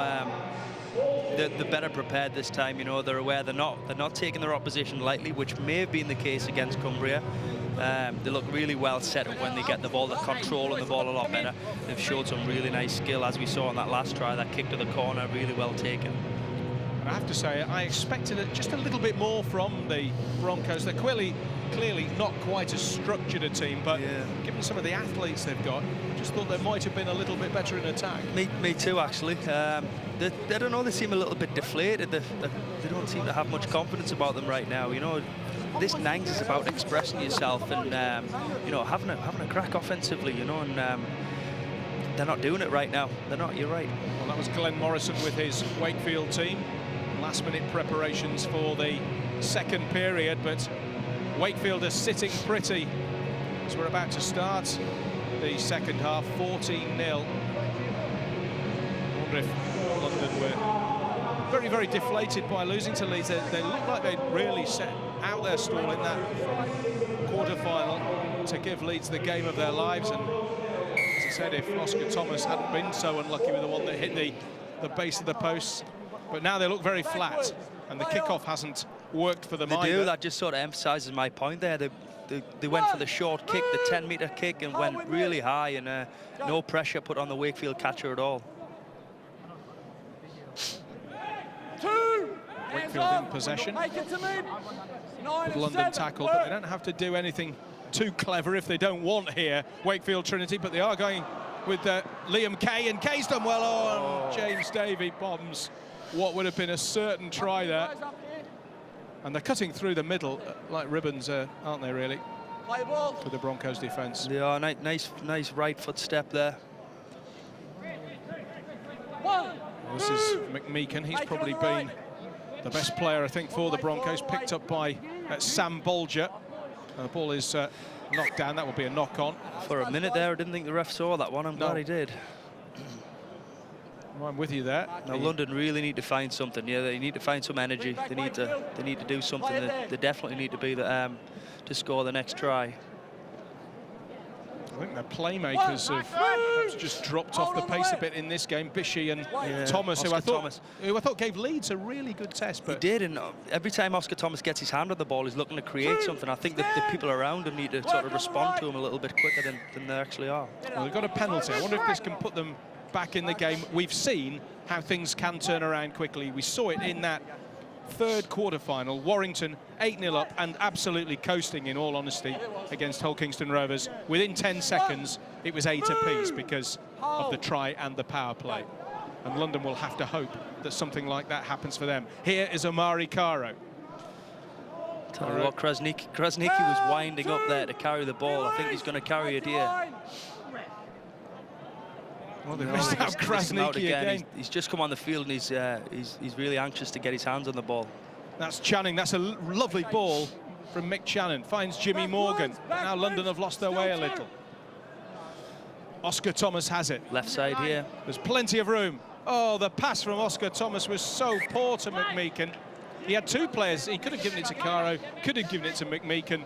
Ball goes out of play. And just watch that again. There was so much space, Chris. Yeah, he probably just needed to pop the simple pass there to the guy that's a little bit closer to him. Simple 3v2 in the end it would have been. It's possible that is the Broncos' last chance gone, even with just under 5 minutes still remaining, because 14 points is a big deficit. Wakefield just happy to sort of play out a consolidation set, if you like. And now there's a kick that will just eat up the clock a little bit. Clever play from Wakefield. They've really got their thinking caps on tonight. Yeah, they've certainly improved the second game, and the game management skills are a lot better this time around. That's Michael Channing. Nice offload. No way through for Oscar Thomas. Well, there's Channing again, going into dummy half, and then Bichet. Another odd pass, it has to be said. Big Benedian plays the ball. And this is Jack Dillon for the Broncos. There's a lack of direction at the moment from the London side. Doing something a little bit different from Bichet. No, I don't think it is. And easily collected by Josh Hardcastle, the Wakefield hooker. They're at a loss at the minute, London. They're sort of running out of ideas. I think they feel, Chris, that the game has probably slipped away from their grasp, and I think they're probably right. Held, 3, release. Wait for it. So Wakefield looking good to reach the plate final. Not what they wanted when they came here tonight. They're hoping to reach the final proper. No, I bet it wasn't, but better defence from Krasniki there. He's aggressive off the line there, and good shoulder contact. Last tackle, and then the ball's played forward. Kieran Hyde, and then the ball is picked up by Oscar Thomas. Is there enough room for him to get? Well, he's got past one, he's got past another. Now, has he got the legs where he has to turn inside because the cover was there? Could have had a penalty there, the Broncos, I think. A little bit flat, London. That's better from Channing. Here we go. That's a good ball. Now. Amari Caro. Caro, he's got the pace. I don't think he's going to be caught. That's what he needed. Amari Caro, he needed the space. He sure is quick, get him the ball. I think that's the message. Caro's actually offside there. He shouldn't let them take it like that. But... Well, he hasn't, in fairness to the referee. He wants to make a little circular motion. Channing, it's another kick. Oh, it's another one.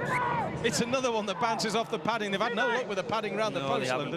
But again, get Caro the ball. Look, that's absolute, pace to burn there out here. And I can't really remember how many times, touching the ball too many times, and particularly in the second half. So tap on the opponent's 40 metres for Wakefield. 1, move. 10 points to deficit. They're not going to do it here, the Broncos. That's why they went for the power play. Even a try and a power play now would not give them the victory. Caro again. Here he is again. Well, if he gets through there, he might go all the way. He's 6 feet 3 inches tall as well as very quick. But they haven't utilised his pace really well enough. It's okay, it's okay. 2, let's just carry over halfway. 60 seconds remaining. Wakefield surely going through to the plate final. Kick over the top for Bichet. Thomas chases. Move. A good cover from Wakefield defensively, apart from the Caro try. have been excellent, but London, I think, will feel that they haven't asked enough questions here, Chris, of Wakefield. Yeah, I think Wakefield have always been in control of the game. They won the game in the first half, really. And I think London will be disappointed. They haven't asked enough questions. And obviously getting the ball to the danger man in particular there. Well, it's been complete game control, game management from a little knock the on Yorkshire there side. Well, I thought it was a little knock on, but I don't think it will have made any difference. That's the only thing. But referee missed it. I agree with you. There you go, working the short side. The guy that's played the ball. Well, that was a forward pass. That was a forward pass, but they're going to get a try out of it, I think. Well, they have. Had the referee having seen 3 forward passes, but hasn't given that one. And Wakefield have got a final score. They didn't need it as it happened. They won't even bother, I don't think, taking the drop goal of the power. Well, they are. They're going to. They're going to take a drop goal. But if we get a chance to see that replay, they're working the short side. They're actually, we missed it. We missed the play the ball, but the play the ball was the key part there. When we play the ball, the guy that plays it. There's the little fumble there. Yeah, well, that was clear as daylight. We saw it from up here. Anyway, much improved. I guess Glenn Morrison will be pretty happy with that display. Final score then: London Broncos 4, Wakefield Trinity 18, and a very impressive performance from Wakefield Trinity Wildcats.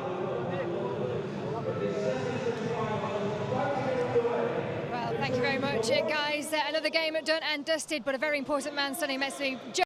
Jody Broughton, looking very relaxed, actually. You're taking part in the fastest man competition a little bit later. How are you feeling? Yeah, I'm quite nervous. Don't let the looks fool you. You know, it's a great competition. I ran in it last year and I was fortunate enough to win the race, but I'm really looking forward to it this year. They've got some new people running in it, especially Jamel, who's a former winner. I'm looking forward to competing against him. Well, as you say, defending champion, you're up against Jamel, which we weren't sure about coming into tonight, but he has decided to compete. Who are the other guys that are going to be your main rivals on the race, do you think? Oh, I'm not sure, to be honest with you. I was looking forward to racing Ben Jones-Bishop because he said he wanted revenge against me for beating him last year, but, you know, I'm looking forward to Thierry Alibert running, actually. That'll be quite a... I was just going to ask you, don't want to be beaten by a ref, do you? Oh, no, I think I'd get a lot of stick in changing rooms if I did. Just tell us, you've been watching the games, I know your brother's taking part as well, but you also competed in the 9's as well, didn't you? Yeah, I played a couple of years ago for Leeds. I loved every minute of it. I mean, it's a great occasion. You get, you know, a lot of first-team players mixing with academy players, and, you know, it's a good integration system, and I think that, you know, a lot of players benefit from it.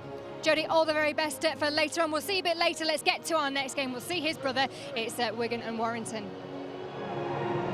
Thanks very much, Natalie. Yeah, I'm looking forward to that sprint challenge. I'm looking forward to watching it. I'm quite so sure I'm looking forward to commentating. Well, I'm 19 of them, I'm told. You know what? I'm glad I'm not running it, because if a referee beat me, I don't think I could live it down. Well, no. If Thierry Alibert beats any of the players, I think they'll have egg on their faces, won't they? Wigan get us underway then. Wigan against Warrington. And that looked like it was knocked forward, but It did. Looked like he was actually offside there, number 11 for Wigan. But nonetheless, they have the ball. O'Donnell in possession, so they've regained possession from their own kickoff. This is Greenwood, who was very influential in the defeat in the quarterfinals. And we mentioned that Wakefield in the last game wouldn't have expected to be playing in the plate. Neither of these sides, Warrington and particularly Wigan. Yeah, this could just as easily be a cup semi or even a cup final for that matter, you know. But it's not. I've got to say, you know, even though it's a plate semi, the intensity between these two, you know, they don't like getting beat off each other, and they'll be going all out to try and win. It's a good ball from Leather Barrow. It's Hampshire waiting at dummy half. Leather Barrow again. If you wonder, by the way, why you don't see runs, little scoots from dummy half, that's because the dummy half, although you can score from dummy half if you feel you've got the ability to plunge over, but you're not allowed to be caught in possession. Yeah, that's the only rule I'm not too sure about. Actually, I don't really like it, if I'm honest. I think that, you know, if you're playing quick, you're playing behind a big strong pack that are getting quick play the balls, and it kind of rules out the fact that you can carry from dummy half.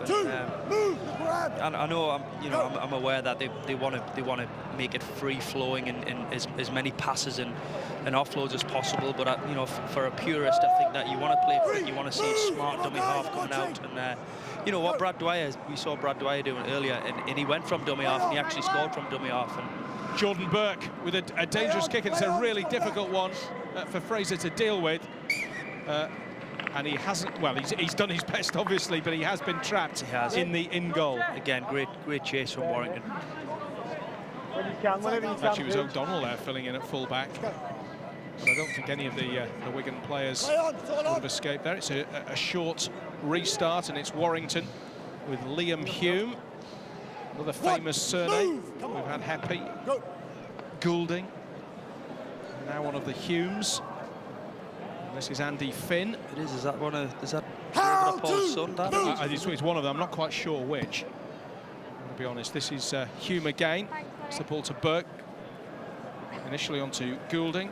Brooke Broughton. I don't think Brooke's on yet. That's Jodie's younger brother, who I'm aware of. We had Brooke at York on dual reg, and he's a great young kid. He's actually a prop, and he can actually run probably faster than his brother. It'll be interesting to see him in the sprint. Well, one or two mistakes on the team sheet, so I'll certainly bow to your knowledge if you know him. Yeah, you're absolutely right. Wigan in possession of the ball now with Liam Carberry. It's played by Williams. Defence good from both sides in these opening stages. Greg Burke with that last carry. Hampshire, that little short pass to the left, and Hampshire, the number 6, from a distance, has a lot of a look of Sam Tompkins, I have to say. Yeah, he does. He does have. Here he is. There he is. A bit of a look about him, doesn't he? And there's Leatherbarrow. If he's half as good, he'll be all right. This is the last tackle. Wigan will perhaps look to the kick. No, they've gone for the open field power play, if you like, and George Williams has eventually, well, he has eventually, but they've made nothing of that. Danny Bridge, though. You were right. It's not. Yeah, that's Chris Bridges' younger brother, isn't it? Yeah, it is. Yeah, I know they've got big raps, and I spoke to Tony Smith about him, and rates him really highly. Liam Hume finds Burkett, who scored a good try in the previous game, but it's still 0-0. Warrington just coughed up the ball. He's back to one. It was a Wigan hand that touched that then. This is Jordan Burke. Move! Come on, guys. Just talking about Brooke Broughton, he's on the field now, number 17, and he is one of the fastest front rows I've ever come across. Very explosive. And as you say, a big unit. We might see him in just a moment, but they've missed him out for now. Saltonstall out to this near side. Near side touchline towards Danny Burkett. Couldn't reach it.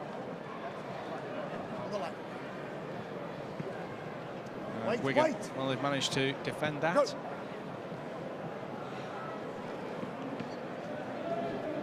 One, move!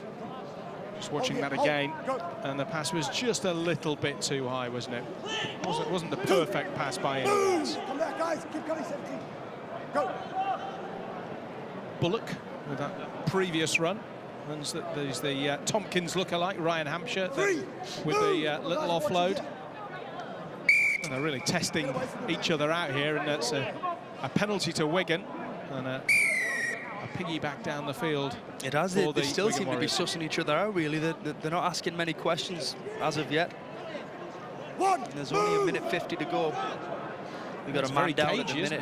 And, who's that down there? But Wigan are trying to make the most of it. I'll tell you in just a moment, because Wigan are doing the attacking, but that's a forward pass. It was well taken by Bullock, but referee ruled it was a forward pass. You were right, there was a Warrington player down. It was a desperation pass, really, from O'Donnell, but had Bullock taken it, well, he did take it. Had it not been a forward pass, he might have been a shoe-in for a try. Move!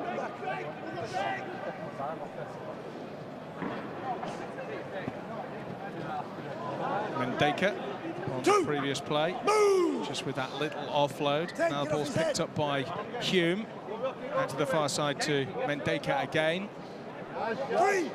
Movement. It was Ormsby who was tackled in Forward. possession. 4. Broughton Move. managed to make too many metres there.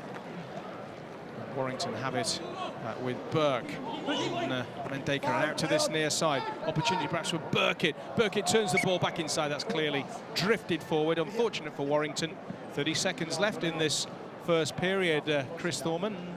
It is very cagey. They're sussing each other out. It's not the semi-final that we were expecting. I was expecting some free-flowing rugby with some good skill on show, and not really what we've seen as of yet. Cat and mouse so far. This will be probably the last or penultimate play of the first half. 2. Move. Come on, guys, work harder. So O'Donnell. Have Wigan anything up their sleeve on the last? Well, Leatherbarrow called him offside. He has called him offside. Ryan King streaking forward, but warned that he was offside, which is why he stopped the run. Just take the tackle, and that's it. That's half-time, and a scoreless half-time, Chris. Yeah, like you say, a cagey affair. Let's hope it improves, and they ask a few more questions with the ball in the second half.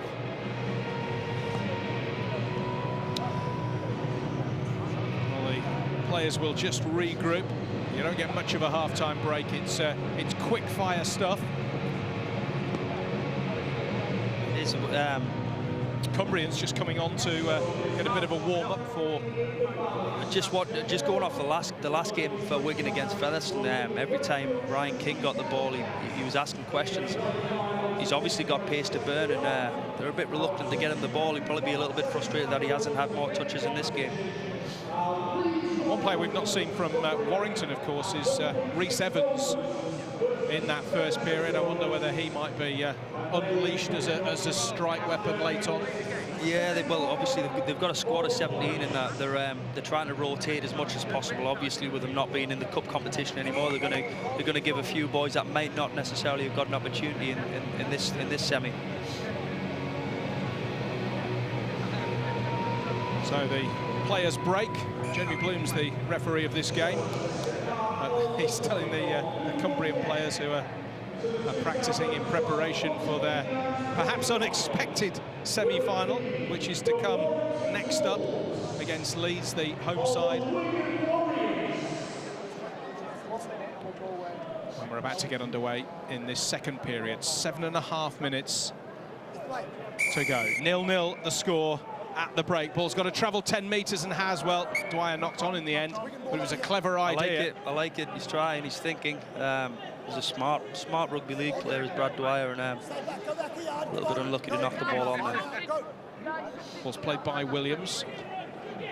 And then King with the offload. Has, unfortunately for Warrington, handed Wigan pretty decent field position on halfway after one tackle at Leatherbarrow. Ball to O'Donnell, who scored a terrific try in the first game. On the far side now with Carberry again. Just over the halfway line. Leatherbarrow is the dummy half. This is George Williams. 4. Movement! Come on, keep coming, keep coming. That line's the 40. They're just inside the 40. Still a couple of tackles to go then in the can. This is Leatherbarrow caught in possession. What have Wigan got up their sleeves here? Williams, that dummy half. Looks to his right-hand side. That finds Carberry. They've got to keep the ball alive here or get to the kick. They haven't. Ball's knocked forward. It will be the handover. And I don't know, both sides, they seem almost happy with the status quo, if you like. I expect a little bit more from this game, you know, with it being Wigan and Warrington and you know, derby rivals, so to speak, and yeah, they're just not on the money with the ball. Whether that's a case of, you know, defences are certainly on top. That was Callan Beckett, number 19, and now Andy Finn. That's a good ball from Finn to Dwyer. He's the really influential player at the moment in this Warrington team. Broughton, he's given a penalty for offside, I think. Wigan up a little bit too quickly. They weren't back onside there either from the penalty. Got away with that infringement. See if Brad Dwyer can conjure up something here. They've got a bit of field position there, and a bit of good ball. 2, move! Strong carry there from Andy Finn. Dwyer again. A little kick off a Wigan hand. Didn't quite come off. 1, move! Come on, guys, come on, Wigan! I wonder if we're going to have extra time. Oh, that's well, it was a ball steal, but it was 2-on-1. Only just. It was a tough call, lad, but I think the ref got it just right there. Matty Crowe was the player who had the ball stripped. 1, that was Ryan Hampshire almost ghosting through a gap, Tompkins-like. That's really, really good play from Williams with the offload. Gets it to King. King's a flying winger. 2, and then move! Come back. Ellis Grimes has won a penalty for his side, and Warrington will have some defending to do here. 30 metres out, Wigan. This is probably just about the best field position they have had all game. Scores deadlocked at 0-0. Hampshire. Ball back inside for Carberry. 1, move! Well, tackling's been very good in this game, if nothing else. They haven't been able to prise open the defence either side. 2, move! Come back, come on, come on! 11, he looks in the Thornley, looks in the mould of Gareth Hock, doesn't he? He does. Big, raw bone thing. They've got look-alike players at Wigan. They don't just breed the Hocks and the Tompkins. They breed look-alikes as well. I could think of worse players to breed than Hock and Tompkins, you know. Pretty good. Well, Wigan have got a repeat set there. All kicked dead by the Wolves. It will be Thornley, and then finds Crowe. Crowe 1, move! Desperately close to that line now. And it's a double movement. He actually felt he could score there, but referee Jamie Bloom says that was a double movement, and Warrington, that's their get out of jail card. Out 1. That is that 3-7s? Here we go. 11 offside, stay out, 11. Well, 100% sure, but 2, almost through from Brook Broughton there. I'd love to see him in some space. Warrington come again. Mendeka. 3, move! Onside. Just outside the 40. Mendeka plays the ball. Picked up by Dwyer. He really is the main man. Hellowell. Dwyer will go straight to dummy half now. Lovely warm evening, by the way, at Headingley, despite that earlier rain. And this is Jack Cooper. Seen some forceful runs from him in the game so far. Picked up again by Dwyer, finds Saltonstall. His offload. Well read from King. 5 Came in, made the tackle. Move. Come on, get behind. Only 2 minutes and a bit to go now. This is Dwyer. We are going to see a try, surely. It opened up for Ben Hellowell. And in the end, after all the great defence, it was as simple a score as you'll ever see. It was. Smart from dummy half. Ben just pushing onto that. Nice and simple, but often that's the most effective. They're taking the 2. Brad Dwyer not interested in going for the power play. We'll just see a repeat of that try in a moment. It's pumped over by Dwyer. He's a clever player. It really did open up, didn't it, for Ben Hellowell there? Just sent the marker the other way, tied in the A defender, and nice push from Ben Hellowell. Well, they've got 90 seconds, Wigan, and that's all. Otherwise, they're going home, played 2, lost 2, and they were the favourites, having won all 12 games, 12 out of 12 in qualification. That looked like a forward pass. So did that, but the referee says play on, and they're going to score in the corner. It's a terrific try. But there must have been a little doubt, at least about 1, if not 2 of those passes. They're going for the power play. They've still got a minute left. This is Leatherbarrow. Leatherbarrow's got to get the ball away, and Warrington have dived on it, so they passed up the opportunity to tie the score at 6 apiece and take the game to added time. And I don't know whether that was the sensible thing to do. It looked very much, certainly the first pass looked very much like a forward pass. Credit to Joe Bullock for holding on and scoring. He finished it well, and you know what? I think that's definitely the right thing to do. You got to go for the win. 1, But who'd have thought of Wigan none from 2 if it stays like this after coming into the competition 12 from 12? Well, if Warrington don't drop the ball, it will, because we've only got 27 seconds. Hold. Go. Down to 20. 3. Move Warrington in possession. They're going to play it out here. This is Dwyer. Dwyer's done well again. Opportunity perhaps for Callan Beckett, and Beckett has scored, and that has made the game safe. No chance now for Wigan to come back to pinch the ball and go the length of the field. The hooter sounds. And Warrington Wolves, well, this conversion, don't need to worry about that. Warrington are sending Wigan home winless, and Warrington, Chris Thorman, will go to the final. Yeah, a bit of a patchy affair, and I think certainly Brad Dwyer's pulling the strings in that Warrington side. He's smart from dummy half again, managed to offload this time. And the try scorer, Beckett there, plants the ball down. Well played Callan Beckett, well played Brad Dwyer, because he set up both the tries, and well played Warrington, doing exactly what Featherstone did. They've beaten Wigan. So one of the plate finals is the Warrington Wolves, and they will meet. We know both the plate finals. What are we talking about? It's Warrington against Wakefield in the plate final, and Wigan are following London home.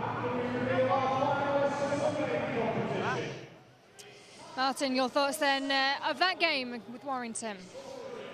Well, it was a pretty close game. Unfortunate for Wigan, they came into this competition without a loss.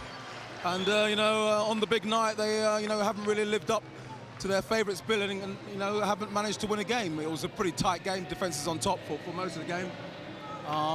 They got a try in the corner there and went for the power play, but it just wasn't to be. I mean, we've spoken about how beneficial these games can be for the players, but for coaches as well, and perhaps scouts, perhaps, that are here today, and agents like yourself. It's a good time to kind of cast an eye over the future stars, isn't it? Yeah, it is good to look at these young players. One of the players that I represent, Amari Caro, scored a couple of full-length tries, but, a couple of pointers he has to work on for a big man. But, yeah, there's been a lot of exciting play. But I think we've seen the importance of defence, and I think that's going to be very important in this next game coming up, the Cup semi-final. Cumbria didn't look that flash with the ball, but they were very solid with their defence. Slightly more mature side, but I think they're going to be up against this Leeds Rhino side. OK, let's get to that game then. Leeds Cumbria, back to commentary with Dave and Chris. Thanks, Natalie. This is the first Cup semi-final. It's Leeds against Cumbria. Leeds to kick off. Booming kick. Well taken on that far side by Brett Carter. Yeah, we got a couple of names wrong there. I've been informed, but we've got the right numbers for the Cumbrian players this time round. There's a slightly odd numbering system from the Cumbrians in their grey shirts. Yeah, quite like that jersey, actually. Yeah, it's quite nice. Yeah, I'm not sure whether it's made up of some sort of combination of, certainly a bit of Whitehaven in there, isn't there, for sure? I don't know if there's any Barrow in there. There's not. So maybe the yellow of Whitehaven. Yep. Nice kick though. And the ball's boomed downfield by Elliot Miller. It's a real chase. Chase for Stephen Dawes. Dawes really well. It was a great chase. He chased that down really well, made something of that kick. So there wasn't much on there. And Leeds will have to drop out. And, referee calls time off because they ain't rushing here, the Leeds Rhinos, in these opening stages. Cumbria really shocked everybody by beating Wakefield in that first quarter-final. Okay.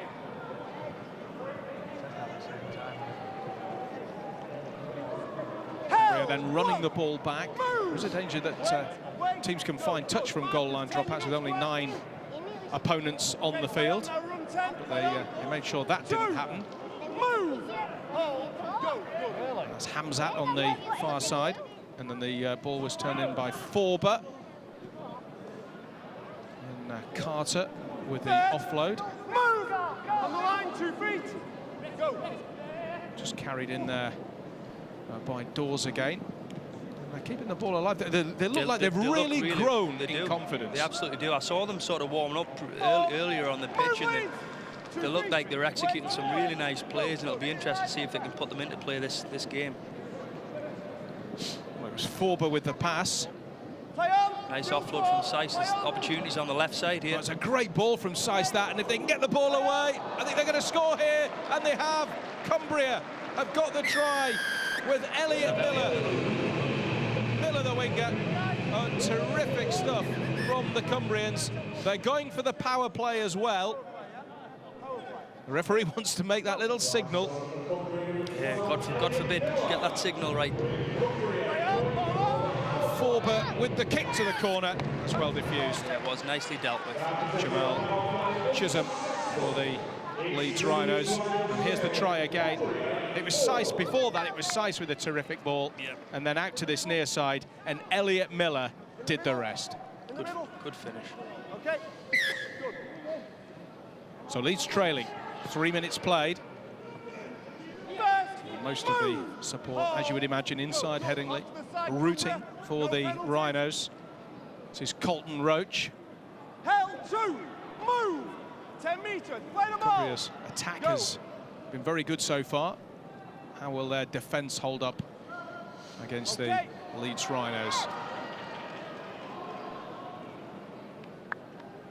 Held 3rd, Hood. move Cumbria. Buried hold, under. Hold, go. Number of tacklers now. Ollie Odds gets the ball to Brad Singleton. I'm pretty sure Brad Singleton is a Cumbrian, isn't he? So he's coming up against he is a Cumbrian. his own county Yep. here. Yeah, no, he is definitely a Cumbrian. Go. Release on He's the a move, big lad go. as well. He is a Massive. big raw bone young lad. Ollie Olds sees the gap, and Olds has scored. That was really clever play. He was good in that first game against the Broncos, and that was a terrific try. Ollie Olds, he's probably the smallest player on the pitch. Very, very agile, very good footwork, and they're going for the power play again. They've gone down the short side. Easy meet in the end for Cumbria there. But yeah, that nice footwork from him here. Drifting across, looking for a hole. Just gets under. Yeah, he's actually got a hint of Rob Burrows and Alan Langer, actually. He's got more Alfie Langer about him. Well, we're continuing our lookalikes theme tonight, but you know, out here, almost certainly, watching this, somewhere, and we're not sure where, there is the next, perhaps, well, we hope, Alf Langer. Yeah, well, you'd yeah, certainly that would be good, wouldn't it? You'd like to, well, There's certainly a Tom Briscoe or a Sam Tompkins. Yeah, definitely. Wow, if we could get a Langer. Cumbria going forward, and Cumbria have an opportunity, and Cumbria are going to score. That is terrific. Excellent. Absolutely brilliant work from the Cumbrians. Absolutely marvellous stuff. 5 minutes have gone, and it's 8-4 to Cumbria, and they're just going to take the 2 here.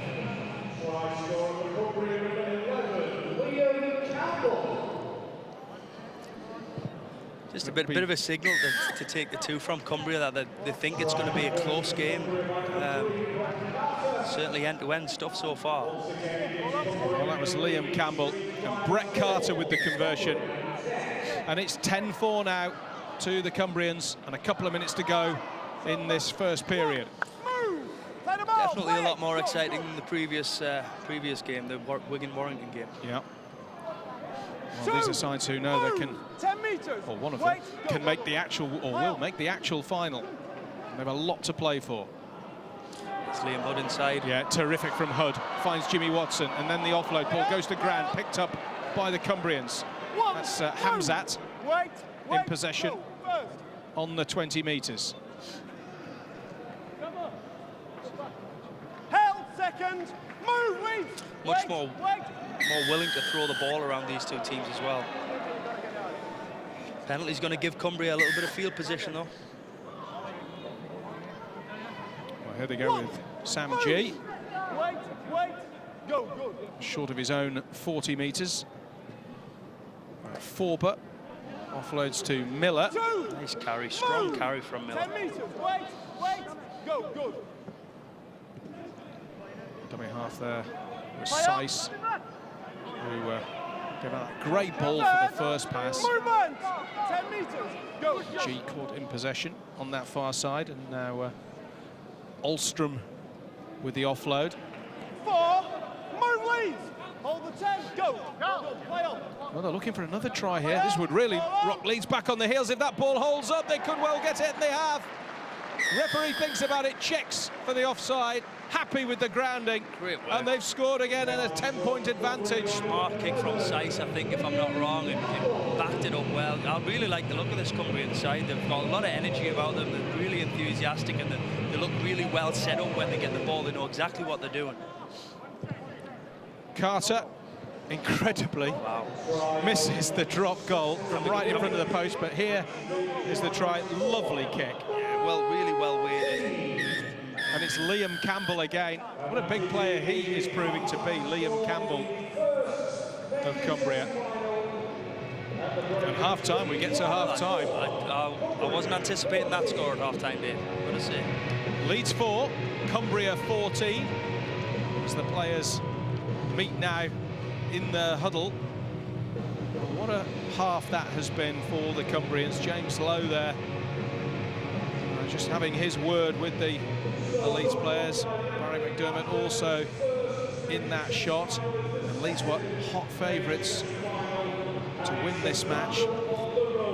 Certainly having his two penneth there, isn't he, James Lowe? Jimmy is. He looks very focused, and if I were the Leeds boys, I'd be listening to him. It's Cumbria.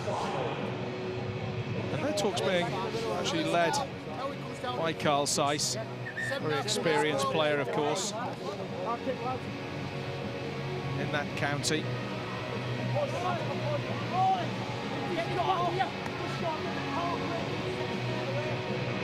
Carter will restart for Cumbria, and Cumbria have this very impressive lead at half-time.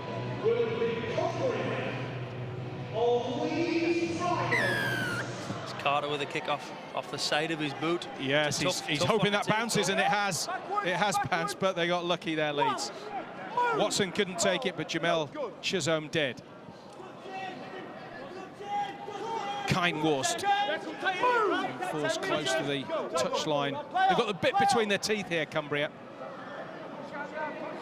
No doubt about that. But Leeds, it does look ominous. Leeds, though. Oh, but the knock-on. I think what's interesting is in how influential Lee Smith was in the first game against London. Yep. But not out there for this one. Yeah, no. I think if Leeds are going to get back in the game, he needs to get his hands on the ball and needs to be on the field. Well, Cumbria in possession. Let's go back to Natalie. I think she's got the Cumbrian coach Gary Charlton with her. Yeah, Gary watching on very, very closely, and you could be in line to cause an upset here, but I know there's still time to play, so don't want to count our chicken. There's still a few minutes to play, but we're playing okay. We've got some good shape. We're asking a few questions of Leeds, and if we defend for another couple of sets, we should be okay, I hope. And to organise a team that have come from 3 different sides, it is fantastic, isn't it, the way they're showing? Yeah, you know, they love coming together as Cumbria. They're all good lads, they're all mates as well, and, you know, they love participating in anything like this. Thanks, Gary. 10 metres. Wait. Well, they're hammering away at the line again as well. 10-point advantage Cumbria have, but they're looking for more, and they might have got more. It was a lovely angle. Looking really confident with the ball. Yeah, Brad Krellin side, couldn't get over the line. Carter. Great ball from Sice. Easy in the end. To Carter. And I think Leeds are going out on their own midden, as they say here in Yorkshire. And the Cumbrians, a terrific accent as well, Gary Charlton's got. Love hearing the Cumbrian accent. What a great try that was. And Cumbria really have shocked us all. Only won 5 out of their 12 games in qualifying, but I think you can say possibly part of the reason for that is because they are from 3 different clubs. So it's taken them time to gel. But my word, they're gelling now. Well, you're right in what you say, but it's really interesting now. They have a real team and mateship about them. You know, they celebrate the small victories, the backslapping, and they're celebrating the tries and stuff. And it's Carl Sice down the short side to Brett Carter, and they just made it look easy against a very well-coached Leeds side as well, you have to say. Well, Sice and Carter and Liam Campbell, possibly 3 I'd pick out as potential men of the tournament if Cumbria can go on and win this. There is an official man of the tournament, which we'll announce later on Premier Sports. Briscoe has it, Luke Briscoe. They need to hit back very, very quickly. 14 points the deficit at the moment. I wonder if that missed drop goal might come back to haunt them. You would hope not. From a Cumbrian perspective, this is Liam Hood, though, at Hood. Jigging, weaving. He's tough to tackle, isn't he? And he's quick. Oh, that's a great ball. That was a trip. Not like a trip. And Jimmy Watson close to the line. It's to be admired from Cumbria. Great scramble. They looked all ends up. They were going to concede a try there. Liam Hood creating the opening and just managed to get him to the floor. No flop, Lee. Wait. A couple of tackles gone though, and only one after the handover. I think Lee Smith's on the field again now, making the tackle there. 10 metres. Hold. Under 4 minutes to go. It's quite a deficit, 14 points, even though we have made the point that you can turn around 8 pretty quickly. Hold the 10. Wait. But to turn around 14, yeah, it's pretty tough. And I think Gary Charlton was confident that they could see out a couple of sets. They'd be okay. Well, they've not just seen out sets. They've actually scored as well. And now they're going for the kick, and it's Hamzat giving chase. He's very quick, but so's Jamal Chisholm. Yeah, Jamal Chisholm's got some space here on the right. Well, that's a great Done tap. really well to get the ankle Sam tap. G with the ankle tap. Absolutely superb. And they've forced the mistake. And 3 minutes to go. Cumbria are going to provide another shock. Okay. Takes some effort from Leeds now to come back, and they've got the field position and come back only just. But you'd think Carl Seiss would take control here from dummy half and dictate where the ball's going to go. Well, they've got a penalty. I think it's curtains for Leeds now. This is another shock in a tournament that has sprung up shock after shock. Gaskell in possession. Gaskell's a big, solid unit, isn't he? He is, and he's made good meters there.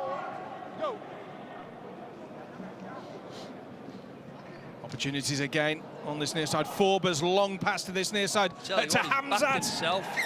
He has backed himself, but he's been forced into touch. It's right down in front of us. Okay. A bit worried about leaning too far over this fence here.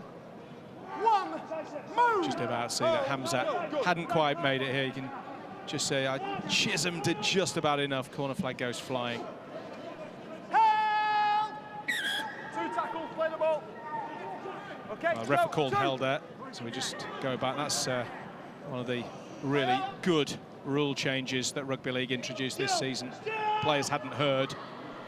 Used to be a penalty, which was ridiculous, really. Yeah, I think I like the rule change there. Some pace on the right wing there. Yeah, Curtis Wilson dealt with it well, though. They have been fantastic, Cumbria. They have been fantastic. 80 seconds remaining. Yeah, we have our first cup finalist by the look of it. Wilson, as you say, plenty of pace, but hammered into touch. Cumbria come again with 60 seconds on the clock, looking to just add gloss to the scoreline. Carl Ulstrom on that previous play. This is Gaskell again. Third, move, hold, go. 4, move, wait, go. Heavy tackle on Alarissi. Held 5, movement. Cumbria with Campbell just working a little closer to the line. You'd put money on them scoring again here, wouldn't you? No. No, not your money on my money either. I think that's called hedging your bets. Wait until you see whether the kick goes out, though. Which idiot kicked that? Last 10 seconds. We got a major shock on our hands here. Leeds Rhinos with Colton Roach, and on home ground, going out of this competition, this 9's competition, beaten by a very, very good Cumbrian side. Lee Smith's little kick. Well, they can boot it anywhere here, Cumbria, and Smith will just scrag his opponent, cart it to the ground, and Cumbria, well, they have been absolutely marvellous tonight. It was a shock they beat Wakefield, and it's another shock that they've beaten Leeds. Remember, Leeds and Wakefield won 21 out of 24 games in qualifying. Cumbria, Chris Thorman, have disposed of the club. Yeah, very impressive. I guess, you know, we can't say that they've shocked us a third time in the final, because the displays so far have been excellent. They've certainly improved from game one when they played pretty well at the time. Carl Sykes pulling the strings, Brett Carter looks good. And yeah, they're really impressing me so far. And they'll be playing either Hull KR or Featherstone in the final, and that's the next match we'll see. But back down to Natalie Quirk. Thank you very much. Well, both myself and Martin watching on that game, and you said kind of you can see sometimes the quality of Leeds, obviously a Super League side, but Cumbria just coming together as a team, real team spirit, and really impressive. Yeah, we're looking for speed, we're looking for agility, offensive plays, but in that game the old adage was proved right, and that's defence and commitment wins games, and that's what Cumbria had in spades. There was one instance when they were on their own try line, and in games earlier we've seen teams score, but they just to a man, they stuck to it. We saw one fantastic effort on the Leeds winger. Wilson tried to get the outside, and Cumbria, well, they were just mowing the Leeds Rhinos down all day.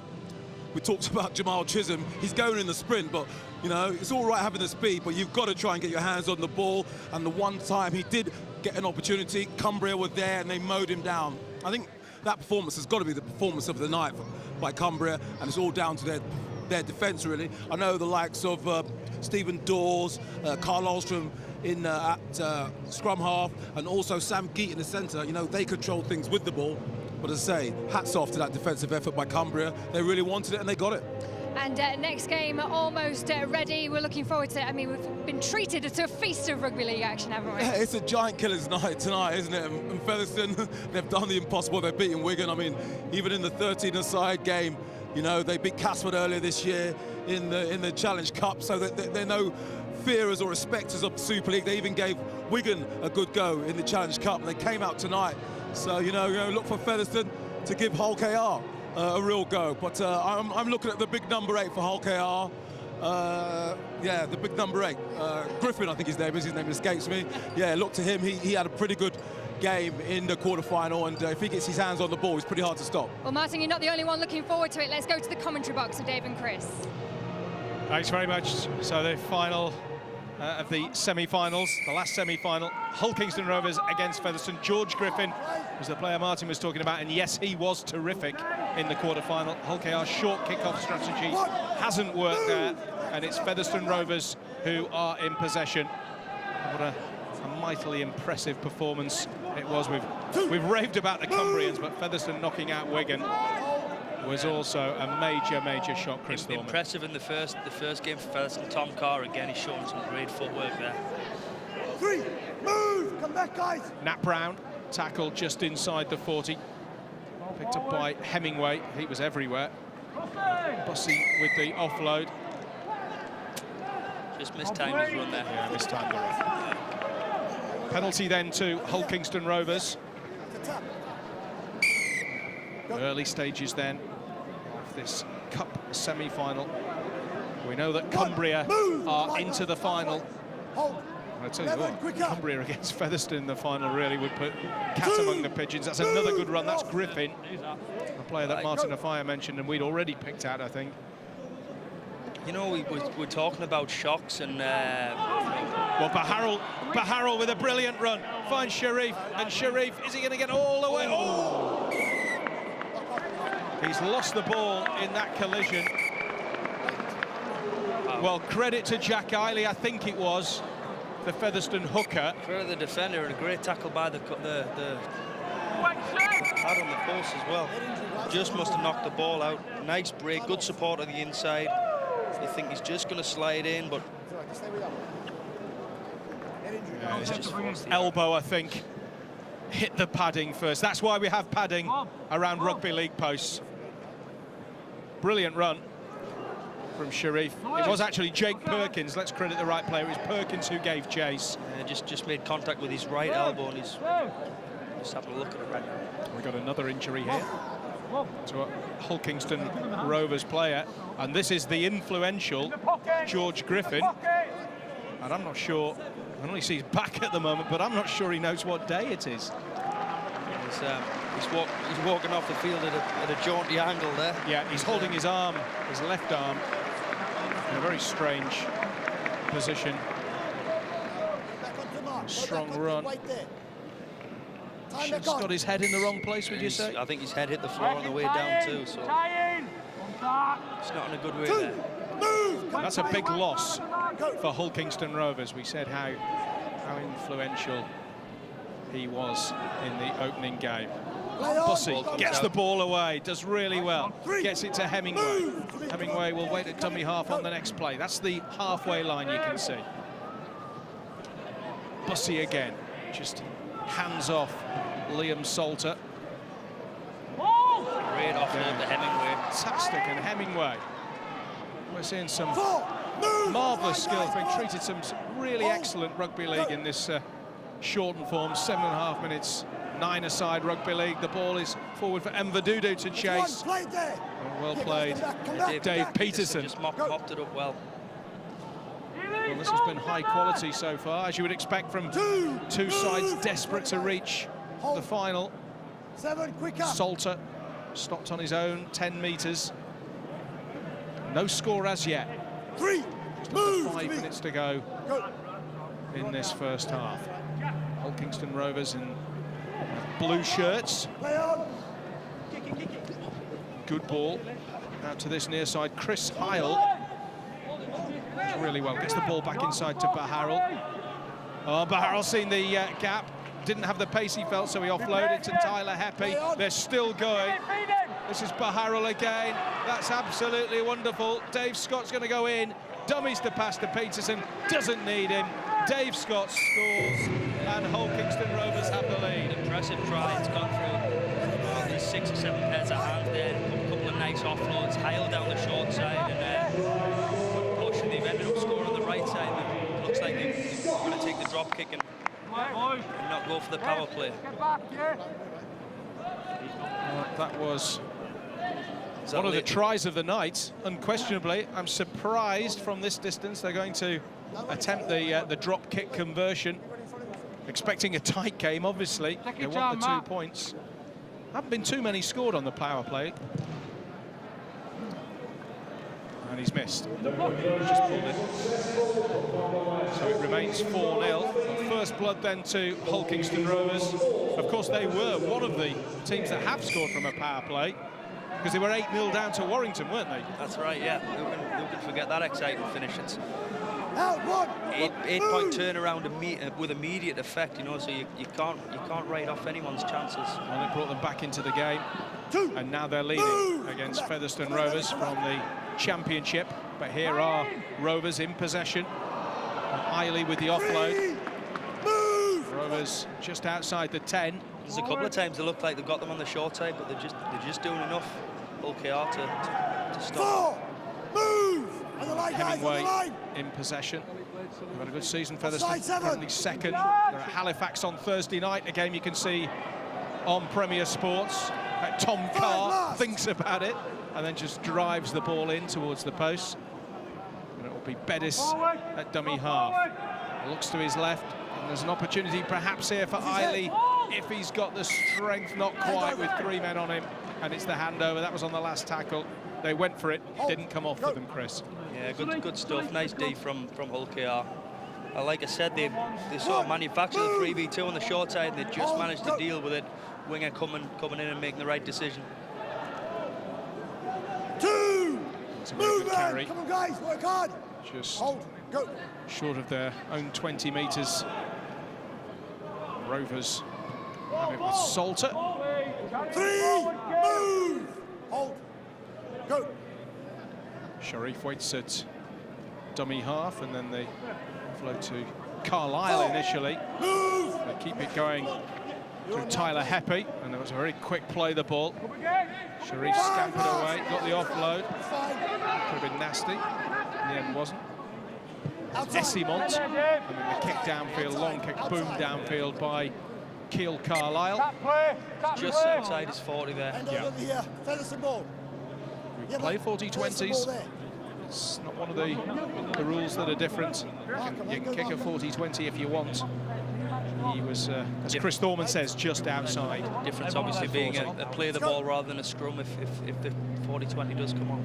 Keep working, 1 minute in the pocket. Featherstone Rovers. I was about to say Rovers. You can't say Rovers. It's Rovers against Rovers. Yeah. It's Hull Kingston Rovers who are leading.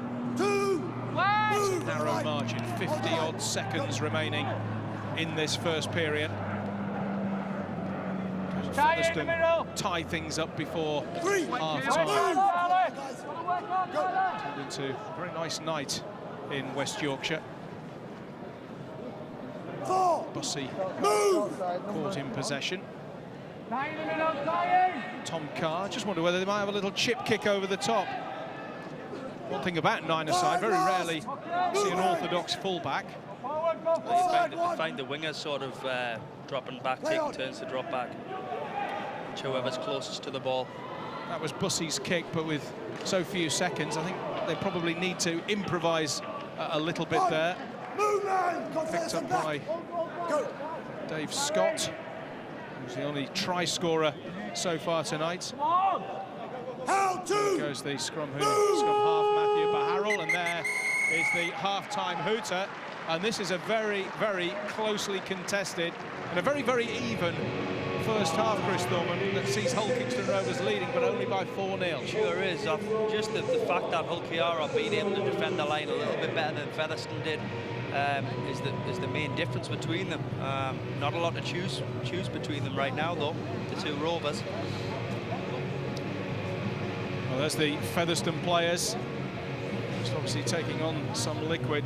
We say there's no break. There's precious little break. There's certainly not, as I put it at the top of the programme, there's not much pussyfooting about, is there? There isn't. They've got to get a quick drink and they can listen to a few instructions, but they're pretty much straight back into it. Do you think the strategies will change much? I mean, both sides will feel they're still in the game. I mean, the margin is so close, just the 4 points. No, I don't think they need to particularly change much. They both look threatening when they have the ball. Like I say, just the fact that Hull KR are being able to defend their own try line, they've got good line speed and they've got good number and off around the play of the ball, and that's the main difference right now. And Featherstone, just like Cumbria, the combined 3 Cumbrian teams representing Cumbria, been a credit to the championship, haven't they, really? They have. They certainly don't look out of place, do they? Not at all. So we're about to get underway in this second period. It'll be Featherstone who will kick us off. Jack Bussey will eventually get underway. We're just waiting for the entourage to leave the field.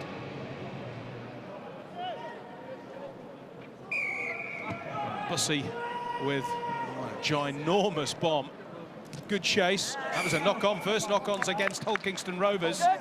It's their hooker, Lewis Sharif, so it's the handover. So they've immediately regained possession. Featherstone. Bussey plays the ball. Aaron Jackson carries it almost up to the 20 metres. That's the 20 metres you can see. Mvadudu.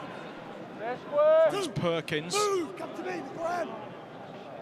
Faro Mvadudu goes to dummy half. Out to right flank. That's to within a metre of the line. Testing times then defensively for Hull Kingston Rovers. Tom Carr. Just said that Hull KR were capable of defending the line, and it's given offside. There's apparently another set of 6 for Featherstone on this. I think there was a few players he could have gone for then. So set of 6, starting on the 10 metres. This is Johnson. Johnson to the big prop, Aaron Lyons. That's good defence from Hull Kingston Rovers. Eiley finds Bussey. Bussey just pops it back up to Tom Carr. Tom Carr with a ginormous pass out to the far side to Jake Perkins. Good tackle from Baharrell. Again, they're doing well indeed. Good line speed. Bussey finds Carr. Oh, now there is a chance. They should have got the pass away, possibly. Didn't need to. Jack Bussey didn't need to. He scores, ties up the scores at 4 apiece, and in the end, the pressure told. Interesting decision here coming up. Signal that they're going to take the 2, or at least attempt the drop goal. Guys, you've got to tell me what you're doing. Don't just turn around and walk off. You've got to tell me. Well, as you say, there's the try from Jack Bussey. I thought he'd missed the opportunity, I have to say. This could be a crucial kick from Johnson. He's missed it. It stays at 4 apiece. It does, yeah. You're right. I think just the fact that they had all that pressure on the line, you know, they coughed up the ball and they'd given a penalty away, so eventually took its toll on Hull KR. We've got a game on now, 4-all, 5 minutes to go. I wonder what Featherstone, if they hadn't got such a big game on Thursday, Liam Finn might have popped that one over, I suspect. Yeah, quite possible. More than likely the way he's kicking at the minute. Absolutely. Peterson, Dave Peterson, dummy half. Dave Scott for Hull Kingston Rovers, 4 apiece. Baharul, ball out to the far side. Hits knees, does it? Just knees, said the almost referee. Gave himself away there, didn't he? Stopped playing and then he offloaded. I think he thought the referee was going to blow his whistle. Well, the strange thing was, I thought it hit his knees, but then the way Chris Hyle reacted, almost as if he also touched it with his fingers. Might be a debating point, but now here's a chance for Scott again. He scored in the first half. He's going to score in the second. Terrific stuff from Hull Kingston Rovers. Good finish. It's what you expect from the wingers when they get the ball to be able to finish. Burns away from his opposite number and puts the ball down in the corner. Well, he's been very, very impressive. Here's the rerun. Got the bit between his teeth. He even comes around a little bit, makes the attempted drop goal a little bit easier. Well, Christian Bell is going for the drop goal, and he's missed once more. Pulled it just wide. Nice strike, actually, but just put a bit too much on it. Well, parity didn't last long for Featherstone Rovers. They had it at 4 apiece, but only for a minute or so.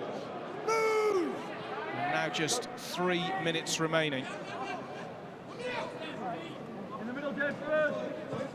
Featherstone with Mafaro and Vaduda just inside the opponent's 40 metres. In the end, not too many options on for him there. Tom Hemingway at dummy half. Bussey finds Ormondroyd. 3, move, come back 3, come back. Not a lot of shape on the left side for Featherstone. Very obvious as where they're going right now. Hemingway found Bussey, and now Johnson has it. 4. Johnson tackled about 12, 13 metres from the line. Hemingway is there once more. Gives the ball to Carr. Hemingway's put it to ground. And the Hull Kingston Rovers will have the ball back. Disappointing there. They're a little bit one-dimensional there. They didn't have much shape and they weren't offering much with the ball. And Tom will be disappointed that he put the ball down. Come on, Featherstone. That was Peterson on the previous play. This is Sonny Essamont. Oh, and a one-on-one ball steal. Nothing wrong with that. Move, get key on the line. Clever play from Jack Bussey, and now that hands the initiative back to Featherstone Rovers. That's Brown. No one got back inside. Offside. Ref gives a penalty. They need to be patient. Just be patient, Featherstone, build a little bit of pressure here. Yeah, they've got 2 minutes, and they've got a set of 6 on the 10 metres. And Vadudu again. 1, move, carry, very solid carry. But it's they've come to the left, and there's only one person out here. Yeah, but it's Ormondroyd, and he's very close to the line. In fact, he was up to the line, but held up. Certainly backing himself against 3 Hull KR defenders there. It's very good defence that from Hull Kingston Rovers. Hemingway again finds Jack Bussey. Bussey just trying to free his arms earlier in that movement. Kingston Rovers defence looks very solid at the moment. Right. They are going to go right, and there is room, and they have scored, and it's 8 apiece. It'll be a mightily difficult conversion attempt. I don't know whether they'll go for the power play, but they've scored in the corner. It's 8 apiece, and this has been absolutely cracking, and they are going to go for the power play, but not from there. No, nice try. Crafty half-back play from Tom Hemingway. Didn't fancy it from the touchline. It's a power play with Bussey. This is Hemingway. Oh, it's a real test of that for Jacob Blades. Because all he has to do, knock it anywhere. I don't know whether Carr got the last touch, actually. Yeah, I think he did. Terrific ball steal, that. Was smart, one-on-one, ripped it out. Yeah, terrific work from Bussey. It was always on the right side there. Wait. Right, into the last 30 seconds, 8 apiece. This is probably the most dramatic tie of the night. Chris Heil could be on here for golden point. I must stress they can drop a goal in normal time here, the teams, if they want. And of course, starting this set on the 40 metres, hands Hull Kingston Rovers that opportunity. There's only one play to go. Oh, did he attempt one there? Well, that was very, very strange from Keil Carlisle. Was that a drop goal attempt? I think it was. He tried to stab one over there with his toe, but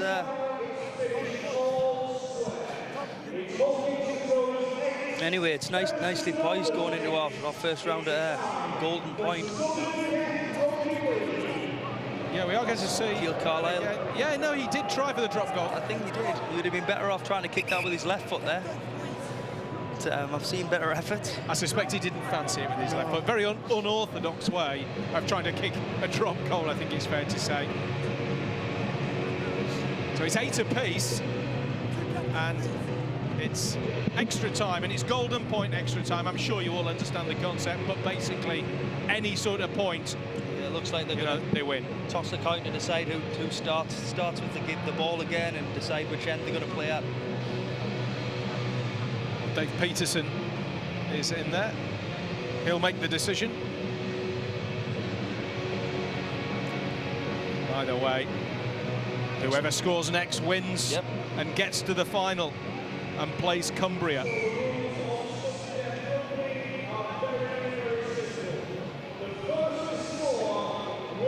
Just wonder if whoever gets to the final, that they'll have had a bigger break between games, and they'll also not have had to play a few extra minutes. I don't know whether that might make a little bit of a difference.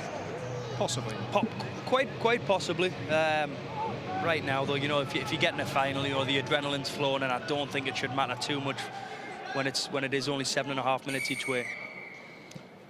Hull KR with the kickoff. Christian Bell. It was a very, very straightforward take that for Featherstone Rovers. In possession, just outside their own 40, but the tackling from Hull KR is very good.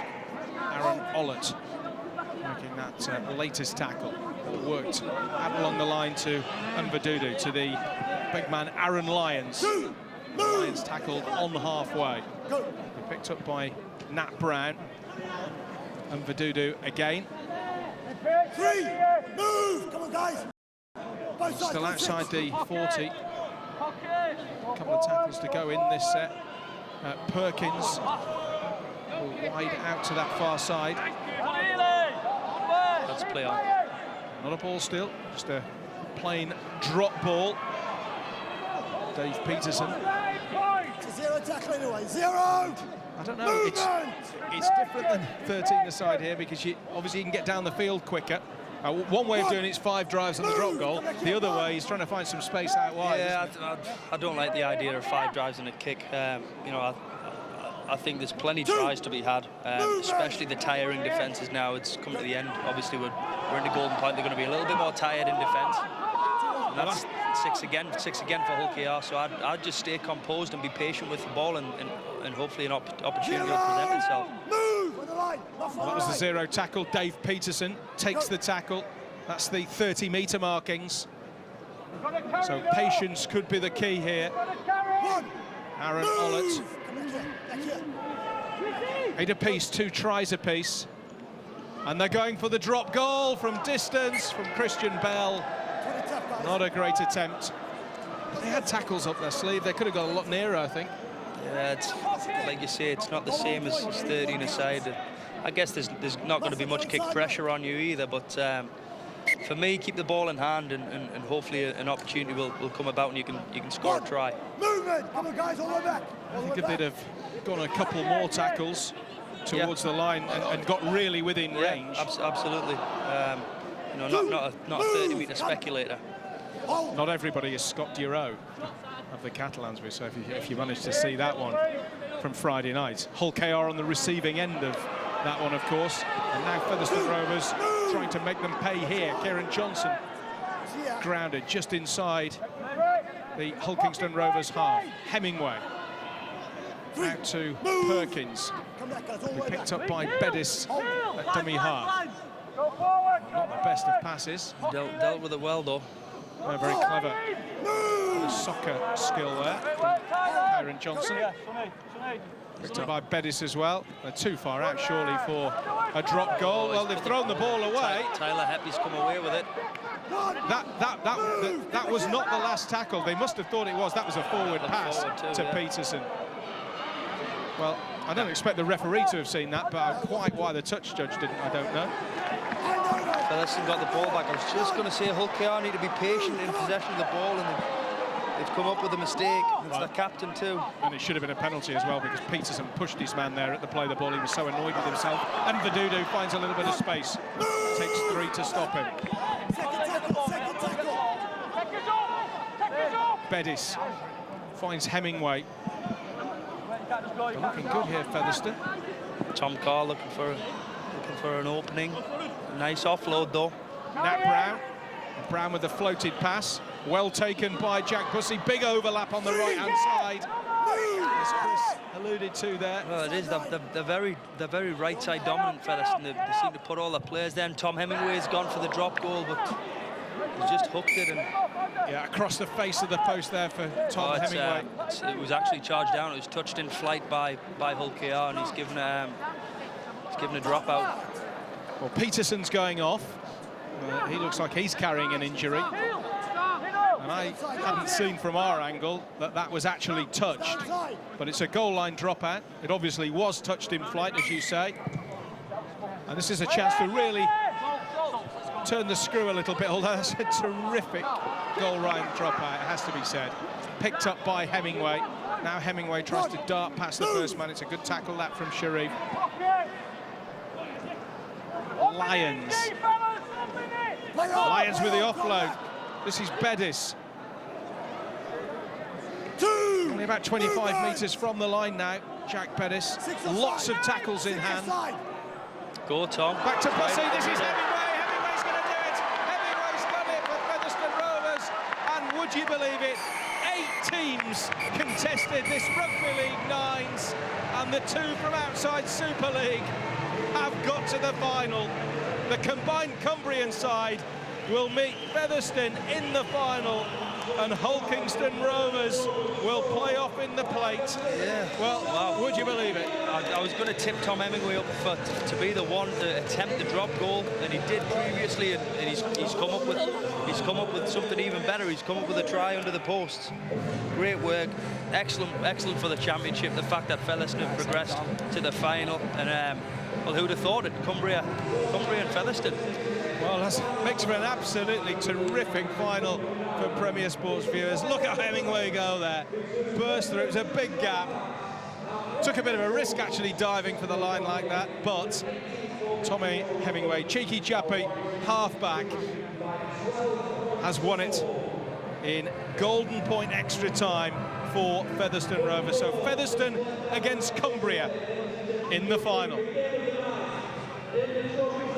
Thank you very much, Sean Martin. It's been nice surprises again. First time we've seen it go to the extra time, and the underdogs have made their name again.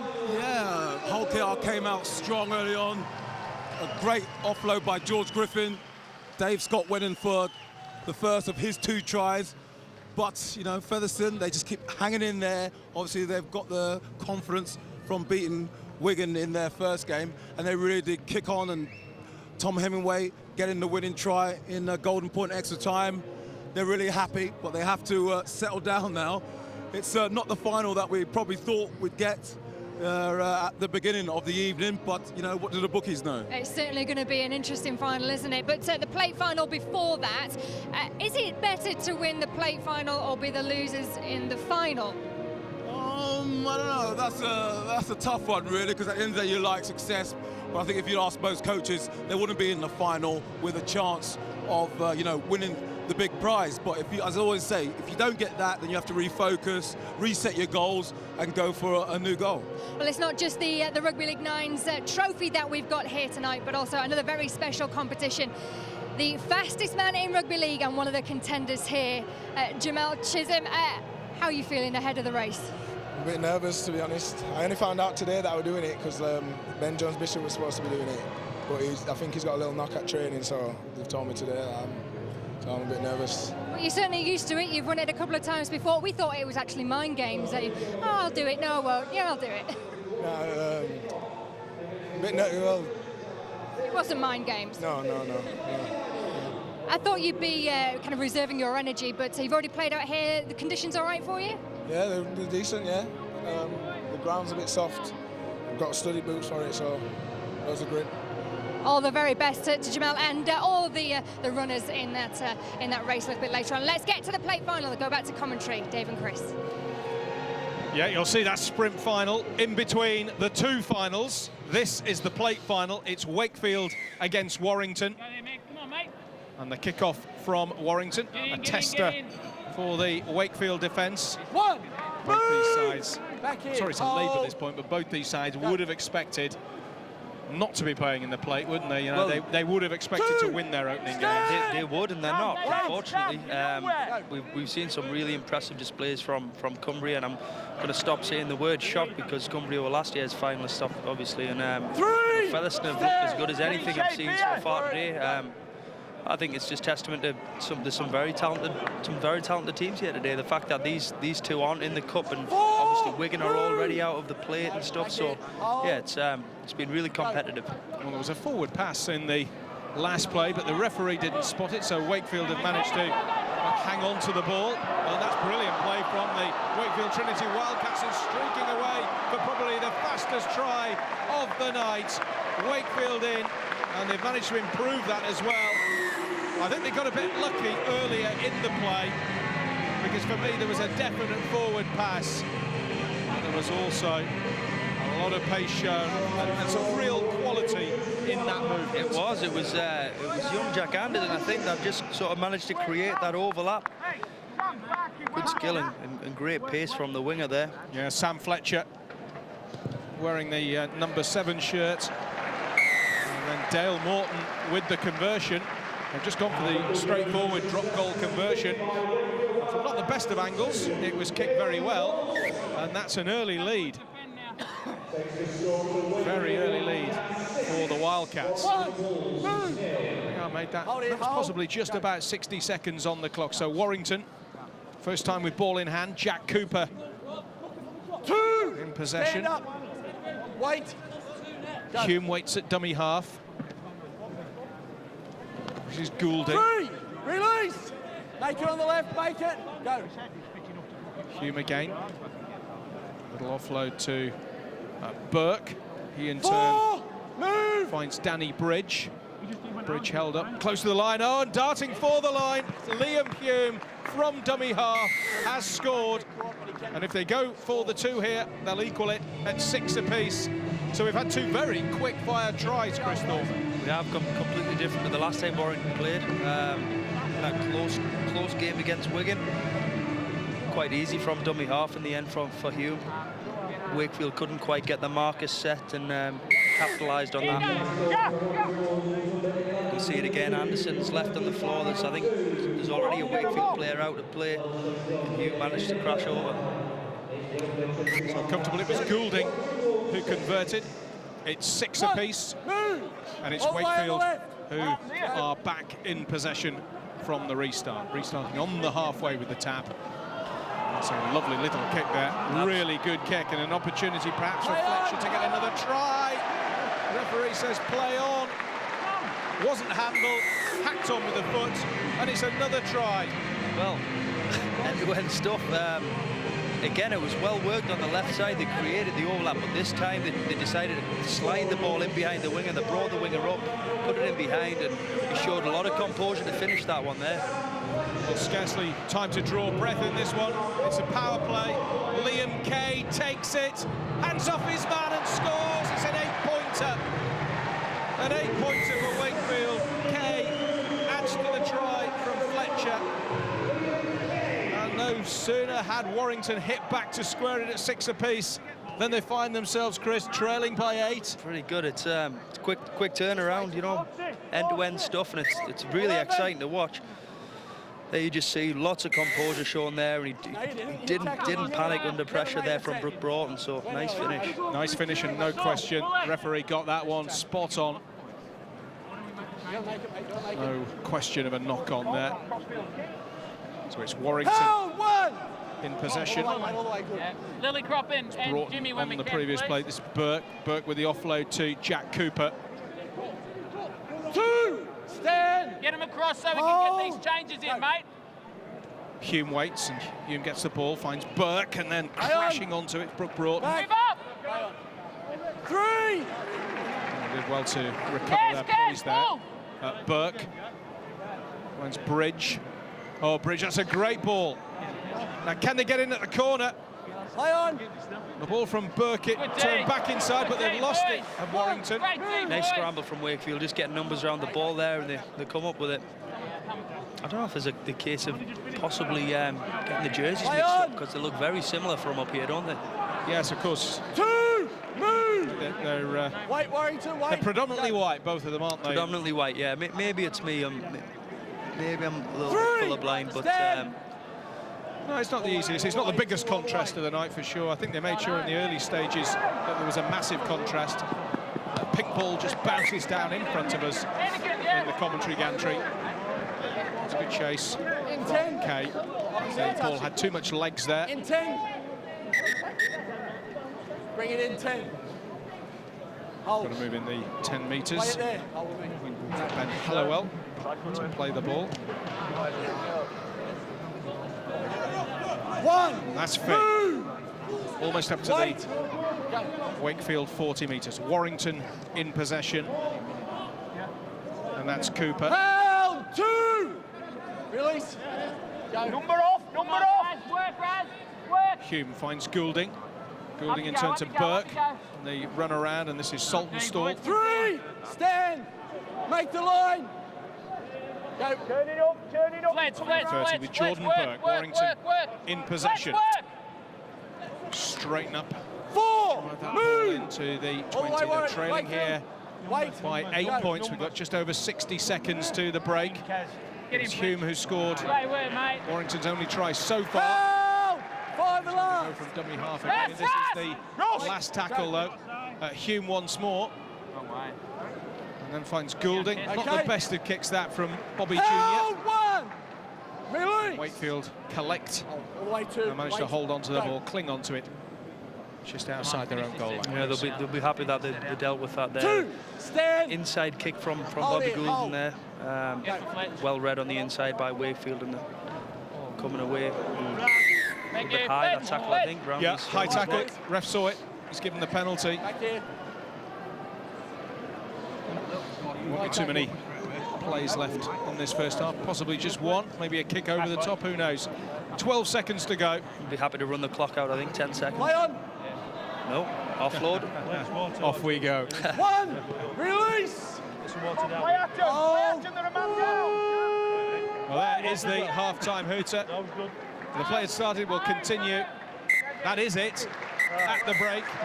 And Wakefield have a handsome 8-point lead, courtesy of hitting back at 6-all almost immediately and then converting the power play. And it just shows, you know, when you can turn 4 points into 8, massive advantage. It is. It's been proven so far that if you show a bit of composure and you're well set up on your power plays, then you can really capitalise. I think it just going back to the previous game when they were really keen for kicking the drop goal, it just proves how easy it is to score points when you want to, basically. Glenn Morrison just trying to spur on Wakefield. 7.5 minutes to go. Right, they don't concede. Make sure we're working hard here, boys. Make sure we're working hard, says Glenn Morrison. Retired as a player during this season. A number of injuries. What a great player he was, though, in his prime, Glenn Morrison. A couple of changes. I think I saw James Davey coming on there, who's really sharp, and he's actually dual reg for Sheffield Eagles. We played against him last last Friday. Really quick and agile player. Now, James Davies, the number 6. If you want to look out for him, the number 6 for Wakefield Trinity. And it's Wakefield who will get us underway in this second period. Matty Great Wild kick. is kicking. It is a great kick, isn't it? It was well fielded, in fairness, by Danny Birkin. Let's give him some credit too. We have seen some great skills. Release. Hold it, hold. Wait. Too early, 4. Warrington giving the ball a little bit of air, but it goes to ground. Clearly went forward. I think he saw open spaces there and he just forgot to take the ball with him. It was Saltonstall Take it back. on the right flank. Couldn't take the ball in. It's a disappointment for the Warrington Wolves. More grist to the mill for the Wakefield Trinity Wildcats. 8 points the margin. They don't have to score again necessarily. Wakefield, if they're confident in their defence. That was Slater on that last drive. And they've had some joy down the right-hand side. That's Dale Morton. Hold 3. Stand. Wait. Still 3 tackles to go. Wakefield. Nice There's an line. opportunity for Slater. It was a great line, wasn't it? Didn't quite have the legs or the strength to get to the line. Ryan Wright, and then from close range, I think they've burrowed over. Wakefield have scored again. It's 18-6, and you'd have to say it's probably the game to the Wildcats. It looks like they might be back to take out the final of the plate. Ryan Wright, the scorer. They'll just go for the 2. Del Morton will attempt the drop kick conversion. Looks grim now for Warrington. It does. If he knocks this over, it's going to take the gap to 14 points, and that's a long way back for Warrington. Even, you know, although it's never right to Warrington side off. I'm sure they've got points in them still. Well, he did well there, Ryan Wright. Another look at that. Great strength. Right, the number 4. Warrington now with Saltonstall.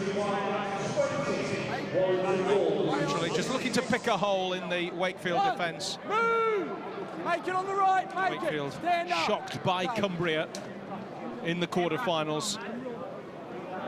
But good value for what is now surely victory in the plate final. Unless Warrington can score now, well, not like that, because they have lost the ball.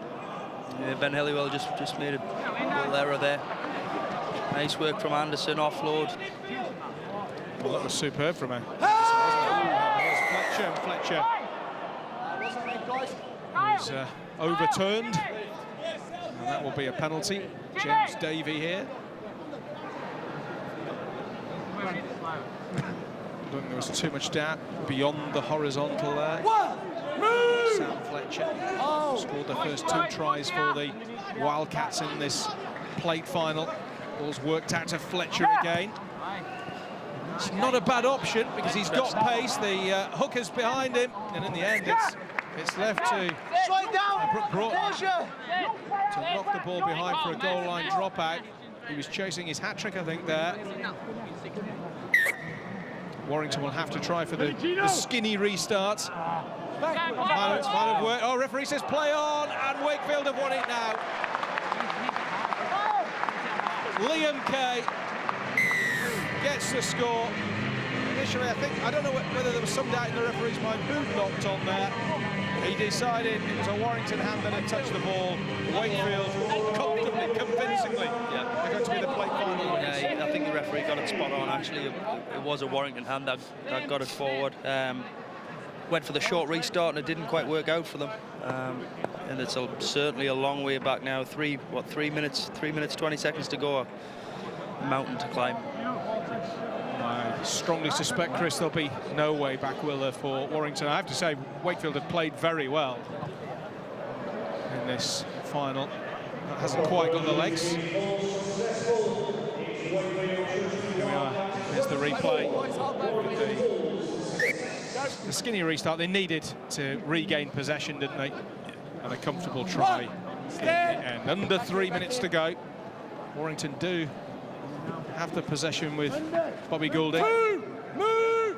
All the way on the right. Seems odd saying that, doesn't it? And then not looking down there and seeing a sort of nippy, cheeky scrum half, but seeing a sort of rangy. Dad was a great player, wasn't he? He was a great player, yeah. And the referee said play on, and Warrington are going to score a try here. And everybody stopped for the knock-on. Has he given the try? No, he hasn't. He's changed his mind. No, he's had a look at his touch judge, and the touch judge has called that one, I think. Next line, boys, next line. Play it there. So they came off, I think, Warrington's number 15 there, Danny Bridge, younger brother of Chris. Move! Back in.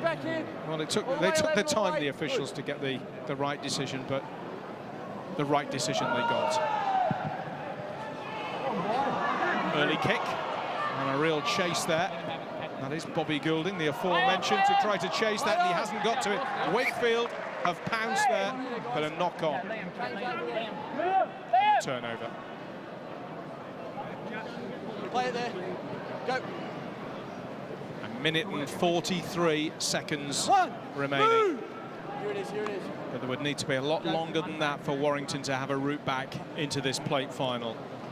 2, stand. All the way on the left, Dave. Work hard, boys, work hard. Bridge, who was tackled.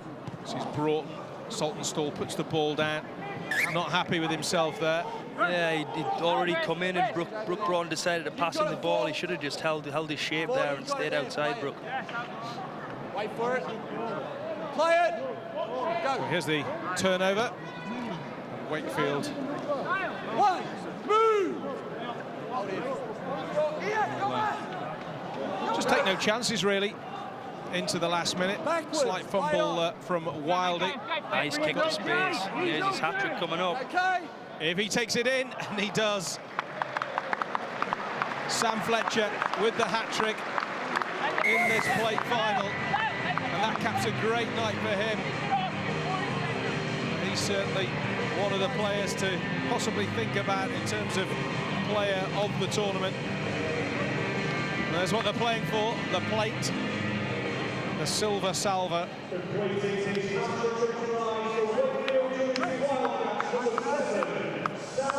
This is a kick that we don't really need to see, in the sense that it won't make any difference whatsoever to the outcome. But here we go, Dale Morton, a real flapper. We've got 4 seconds. I don't think we'll have the restart. It's Wakefield. Well, we will have the restart. Warrington will try to score a try, but the referee then blows the whistle, and it's over. And the Wakefield Trinity Wildcats have won the plate final. And on the night, Chris Thorman, convincing winners of that trophy. They're one of the most impressive displays this evening. Is that our highest score yet as well? 28 points. Yeah, 28-6. Really nicely executed plays, and in the winger that scored the hat-trick, Sam Fletcher staying nice and composed. You know, those opportunities need to be finished, and he did that out there. So well done, Sam. So Wakefield have won it convincingly. They are the plate final winners. Back to Natalie. We've had 9 very exciting games. We've got 1 game left. Wakefield are our plate winners, but who will be the Rugby League 9 final winners for 2012, and who will be the fastest man? We'll find out after this very short break.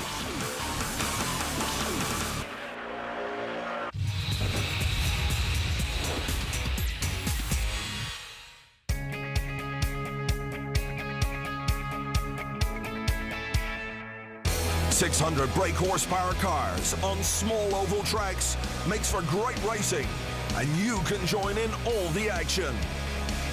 See your favorite stars like Frankie Wayman Jr., Craig Finnegan, Dan Johnson, and many more.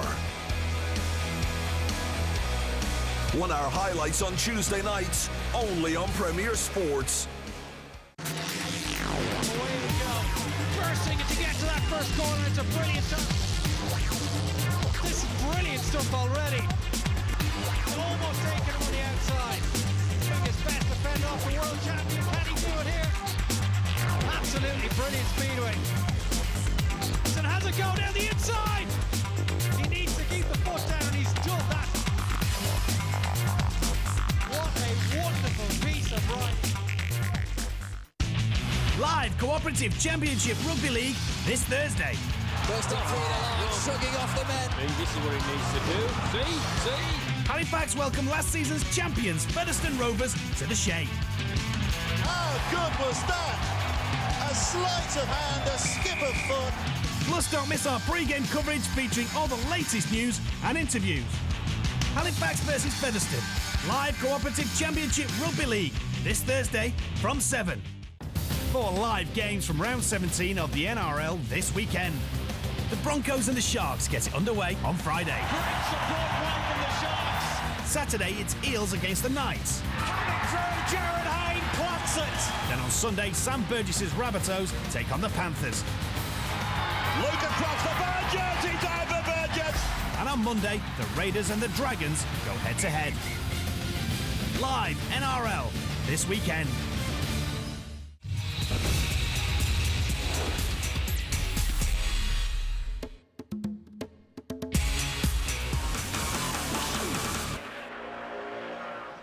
Hello and welcome back to 9's Night here at Headingley.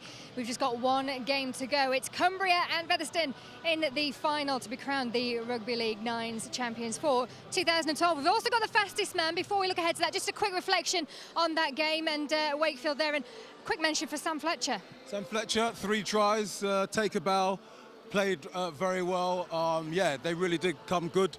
As we said, it's probably not the competition they wanted to win. They seemed a bit shy and timid lifting the plate trophy, but it's always nice to leave the competition with some silverware. I was going to say, what do they kind of go away with? And I suppose they would have learned a lot of things as well while they were here. Yeah, I think they'll have learned a lot. You know, it's bittersweet, the best way to describe it. It's, you know, as I say, it's not what you really came for, but at the end of the day, it was a really good performance. And, you know, that Warrington side contained, you know, a few Super League players, like Brad Dwyer, Rhys Evans, you know, even Jack Cooper, a player who's just come back from Australia, spending a bit of time over there. So there's some experience in the team that Wakefield beat, and I'm sure they'll be, you know, happy, as I say, to get some silverware.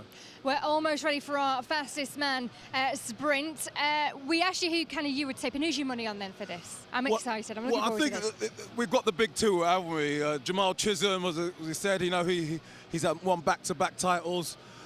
Jody Broughton, you know, they are the big two that everyone is talking about. And, you know, I'm near the sidelines here. I'm getting a lot of the buzz from the supporters. The players are walking past. And, you know, I think everyone's really excited, looking forward to this sprint. But, you know, we can't get too distracted because at the end of the day, it's all right being the fastest man. But, you know, rugby league is about scoring tries if you're a fast man.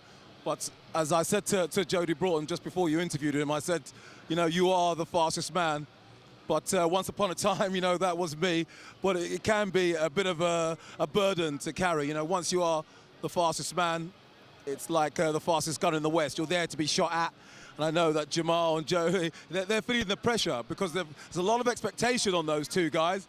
But there's about 16 other guys, you know, including Thierry Albert, wow. who I'm interested to see, who are up against him. So there's a lot of pressure. Thierry, I'm really looking forward to. Let's get to that much anticipated race then, and talking us through it is David Oates. Well, thanks very much. I mean, Thierry Albert, Rugby League match official. A couple of non-runners, I have to say, from Bradford and from Hull. We're just waiting to see all the runners emerge from the Headingley tunnel. I have to say, this is a new experience for me. Yeah. Even the guys commentating on the Olympic 100 metres final won't have 17 or 18 or 19 guys to try to commentate on. No, they do need a photo finish, I think. Thierry Albert was the first out. There's nobody from Bradford. Non-runner Jordan Aitchison, Castleford Tigers James Clare, Tom Lynham, I know he was your favourite. Yeah, he was. He's disappointed me, Tom, and he's not here. Jamal Chisholm, Amari Caro of London. Now Salford in the green strip are sending out 2. Guess where the smart money will be is Jody Broughton, the defending champion. Yeah, and then in their home kit, Ben Massey, who's their 2012 nomination. Jody Broughton's the defending champion. This is Jordan Grayston from the Wakefield Trinity Wildcats. Warrington are putting forward Ryan Shaw. We have an entry from the Championship, from Batley, and that's Gareth Potts. John Keir's Batley. Well, we should have had Karen Johnson from Featherstone. I suspect he's not going either, but Hunslet have sent Lee Brickwood. Ryan Hampshire is there from Wigan. It's Workington's Elliot Miller. Yep, Elliot's actually playing on the Cumbrian side, isn't he? So he's and here's Loz Hamza, who's playing, and another one from, well, he's Whitehaven's entrant. Yeah, absolutely. But they're both going to be starring in the final for Cumbria. Yeah. And they get a little bit of a break. I don't think they'll get too much. Hull KR have sent Darryl Love. We should have Barry Clark from Rochdale. Barry Clark from Rochdale. I think there was an entrance from Barrow as well. So who is your tip now? I know you fancied Tom Lynham. I did actually fancy Tom Lynham after playing with Tom, and I've played with Jody Broughton too, and I can't see further than Jody Broughton, if I'm honest. So Broughton is in the very bright green. Thierry Alibert is also in green. He is in the first lane. They're going to run 96 metres from the back edge of the pitch, the dead ball line, to the tape. And it's a big field. Away they go. Thierry Alibert, I've one eye on him, but he's trailing. Jody Broughton's going to be beaten, I think. Amari Caro coming through. Amari Caro is it? Amari Caro from the London Broncos in all blue. The big number 4 on his back. He's just beaten Jamel Chisholm. Very impressive. Very close finish. Jody actually got a stumbling start, and but yeah, you could throw a blanket over them at the end, but Caro definitely got it at the end there. Away they go. Decent start. 1 or 2, just a bit sluggish off the start. But it was a clean start. And look at them go. Gee, there's some quick boys there, aren't they? There are some quick boys. Can we just have a look at Thierry Alibert there at the back? Yeah, Thierry, I think, has finished last. Just watching how Amari Caro ran down his opponent. Here we go. It's Jamel Chisholm, isn't it? Next to him. Amari Caro from Jamel Chisholm. And if we just carry it on, who has got third? Salford's Ben Massey, I think. Yeah, Ben Massey of Salford. Not Jody Broughton, the defending champion, beaten by his clubmate, Ben Massey. So congratulations to Amari Caro of the London Broncos. Well, I was told he was quick. I've seen him play in the 20s quite a bit. Yeah, and he certainly showed his pace. He was certainly the Broncos' danger man, and every time he got the ball in a bit of space, he would score tonight. And unfortunately for the Broncos, they didn't get him the ball as much as he needed, but showed blistering pace there. Great start, and finished strongly too under real pressure from Chisholm. Well, let's get down to the touchline and Natalie. Great honour and pleasure that I present you with Rugby League's Fastest Man Award. Well done, mate. Well done. Amari, congratulations. Martin, obviously absolutely delighted. Just talk us through that race. It was very close. Yeah, well, I was next to Jody and Jamal, who are obviously favourites for it because they've won it the last 2 years, and pretty nervous waiting in there, but flipping so glad to actually win this year. I came second a few years ago, and it was about time I won something, so very good, yeah. Any mind games out there then between you guys before you came out? None whatsoever. We said we split it between all of us and we win it, so I'll try and avoid them now anyway. So. And just the adrenaline going right to make you know, get to that final take. Yeah, I know, but it's only 10 seconds work, that's how I think of it, so I'm pretty pleased. I'm really pleased. That trophy taking pride of place in your house then? On my mantelpiece, yeah, it will do, yeah. Congratulations. Well, let him go and catch his breath. Martin, fantastic, and you were cheering him all the way. Yeah, you know, I've got a close connection with Amari. I was here with him a couple of years ago when Jamal Chisholm pipped him at the post. He didn't even do a sprint start that day. I said to Amari, you've got to come back, you're going to win this thing. And he didn't come back last year, but he's back this year.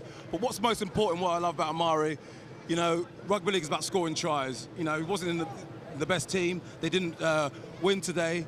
They lost their opening game against Leeds, but he still managed to score 2 fantastic tries in that game and then another try in the other game. So that's what's most important, being able to run fast but do something with your speed. I'm out of breath just watching them there, and we've still got a final to go. Cumbria and Featherstone, probably the 2 sides that perhaps we didn't expect to see in the final. Both have done fantastically well, haven't they, and caused upsets. Cumbria, second time they've been in the final, and Featherstone we've already seen here on Premier Sports pick up a trophy.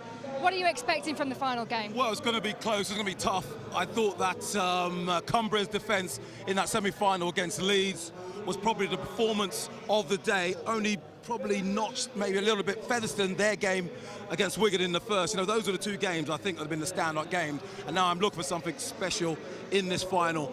But I'm just slightly siding towards Cumbria because their defence in their semi-final was awesome. But, you know, don't count Featherstone out at all. It's going to be a great game. How tired do you think the players are going to be? It's been a long night, hasn't it? And they put everything into it. I think they really want this. You know, we've seen these teams, so-called the underdogs, you know, the Cumbria and Featherstone. We've seen them play against the big boys, the Leeds Rhinos, who are the Super League champions, the Wigans, who are the Challenge Cup champions. You know, they didn't take a backward step in those games, and now they go head-to-head, and don't expect them to take a backward step in the final either. You know, feeling tired, you know, the bangs and the bruises, that's all for tomorrow. You know, they've come this far, you know, it's only another 15 minutes and you get some silverware, and, you know, the silverware that everyone came to this competition to get. What have you made of the quality of the games leading up to this final tonight? Yeah, I think it's been, as I said, those 2 games I think have been the standout games. You know, Featherstone's first game and then the second game for Cumbria when they beat Leeds, and some fantastic individual performances in those teams. I think Cumbria have got their little threesome in the middle that plays so well. But I say it's going to be really hard to pick a man of the tournament in this competition because it has defences of both teams and their enthusiasm, which is what has got them to the final, more so than, you know, we thought we were going to see, you know, another Tom Briscoe, another Sam Tompkins. It hasn't really been a day for that. It's been a day of just defending, cutting the speed men down. We saw Amari, you know, not only, as I say, win the sprint race, but score a couple of long-range tries. I think we saw that the Leeds winger, Wilson, he scored a couple of tries. We've seen a bit of brilliance, but what I've been really impressed with is the aggression, determination, and the will to win. Martin's ready, the fans are ready, I think the players are ready. It is time for the final. Who will be Rugby 9's champions for 2012? Cumbria against Featherstone. Let's get back to commentary. David Oates and Chris Thorman. Well, thanks, Natalie. Once again, it's been a fantastic night of rugby league. We really have seen some fine skill, and as Martin said, we've seen some good defence as well, and we've seen Amari Caro win the fastest man. The teams come out. It's Cumbria against Featherstone Rovers. Quickly just have to pick up on the point that Martin says there. That'll live with me forever, that. Spoken like a true muscular touch judge. The most important thing today was running fast and scoring tries. Well, I liked Amari Caro's line. The way I looked at it, it's only 10 seconds work for £1,000. Absolutely. Yeah, I wouldn't mind that rate of pay. Is that what we're being paid, by the way? Yeah, you might be. It's been a long old evening, but it's been a good evening, really enjoyable. And these have been the 2 best teams on the night, Cumbria and Featherstone Rovers. Cumbria in the grey, the all-grey kit. Featherstone Rovers in predominantly white shirts and blue shorts. Who's your money on, Chris Thorman? Got to say, look, I've been so impressed with Cumbria. But you know what? 15 minutes of 9's, you know, it's really in the balance. Cumbria have looked impressive, like I said, though. And Carl Tice can pull the strings like he has been doing. Then I think I'd have to favour them. Just waiting for the kick-off now. Brett Carter of Cumbria will get us underway. And the ball's fielded by Nat Brown. This then the final of the Rugby League 9's on Premier Sport. We'll see Featherstone's first team on Thursday away at Halifax. They're the top 2 in the championship. Can Featherstone get some glory early in the week, though, on a Tuesday night here at Headingley. That's good, solid, strong, aggressive defence again from Cumbria, and we've seen a lot of that from them tonight. There's a little break, almost a break. He's almost through. Johnson. He's been impressive tonight, actually, Karen Johnson. One of a number. As is Tom Carr with the ball now. Nice little offload. He's got some great footwork, Tom Carr. Bedis, who's come on a couple of times as an interchange. He's starting in this final. Hemingway has been at the heart of everything for Featherstone Rovers. That's a good kick towards Rob Kirk. He's not going to quite be able to keep that in play. Good chase, though. Yeah, neat little kick from Tom with his left foot. Turned the wing around, but just ushered into touch there. So Cumbria will have ball in hand for the first time with Stephen Dawes. Move! Hold the 10, wait, stand up, go, good. On his own 10 metres, and Cumbria giving the ball some air. There is some space. He's going to run out of space, and the pink ball is booted downfield by Miller. Seiss was offside. Oh, but there's another mistake, and Carter couldn't quite capitalise. And Featherstone, was that their get-out-of-jail card? Yeah, it was a little bit unfortunate. Carl Seiss had just overrun the winger, and he called offside. If he hadn't have been called offside, there was a big chance for him there.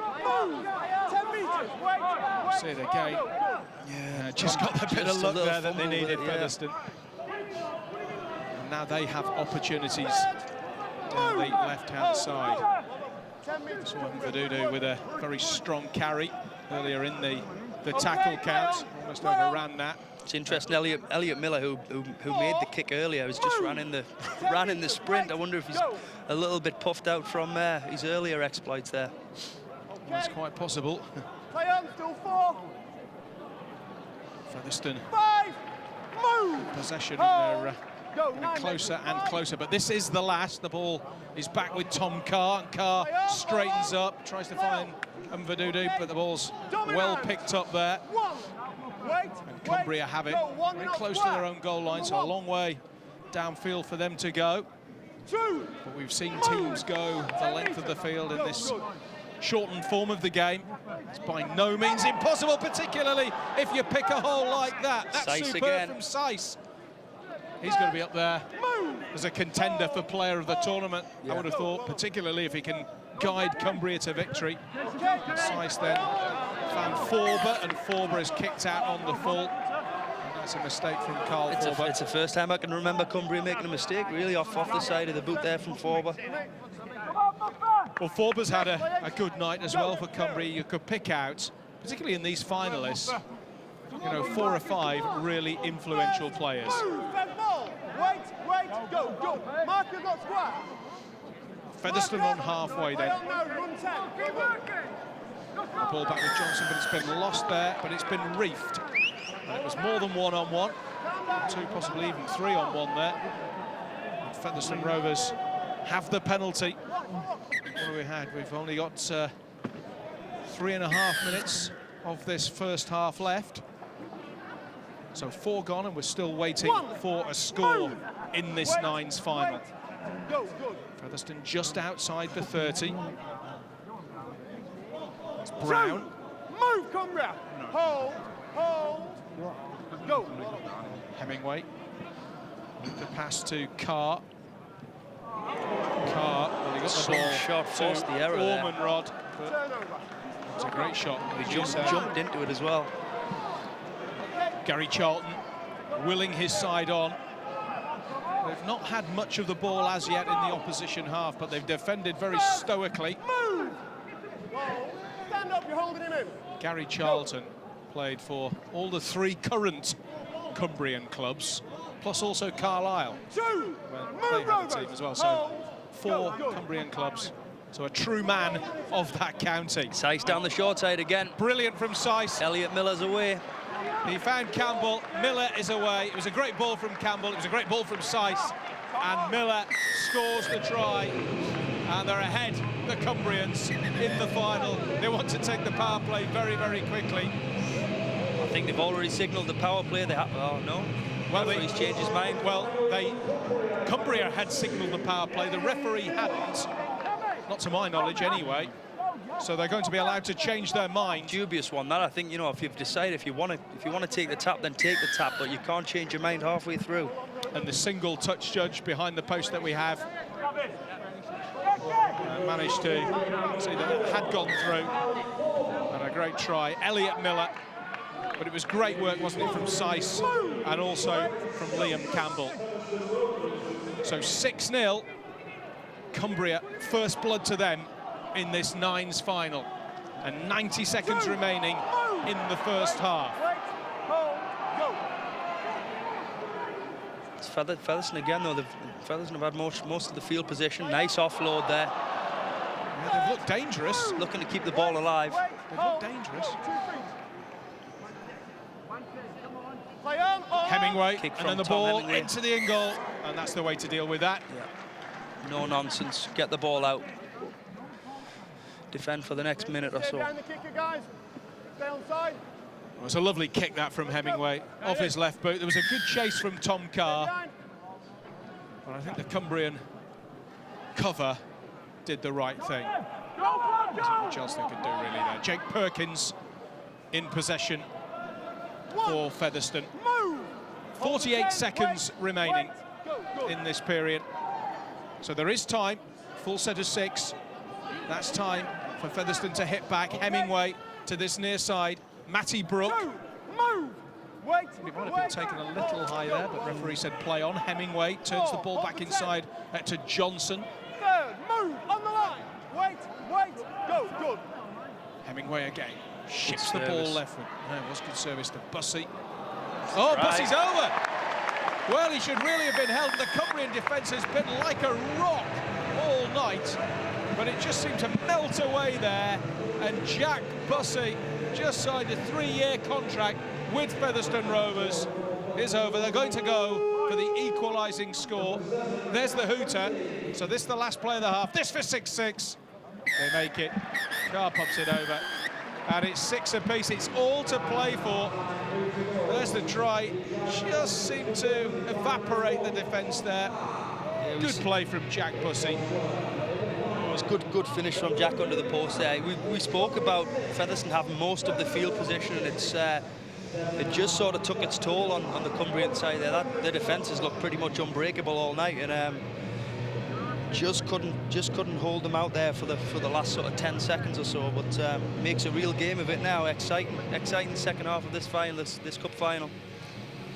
Do you think there'll be much of a change of approach? There's Gary Charlton talking to his charges.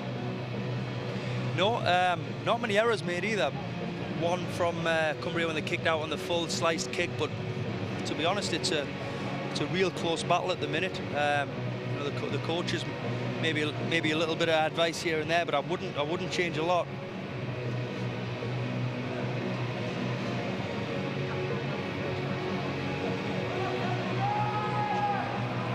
Charlton and Gale, two coaches, actually coaching against each other last Sunday. Yeah. Workington, Whitehaven, the Cumbrian, or one of the Cumbrian derbies. It's great. It's I think it's fantastic for rugby league. You know, it's been spoken about a number of times in my lifetime about the fact that the Cumbrian side could merge and create a Super League team and possibly put a licence in there. But you know, I know the Cumbrians love the rugby league, and that's a fact, and that's proven here tonight. It's a good win, by the way, for Workington. It was a good game as well.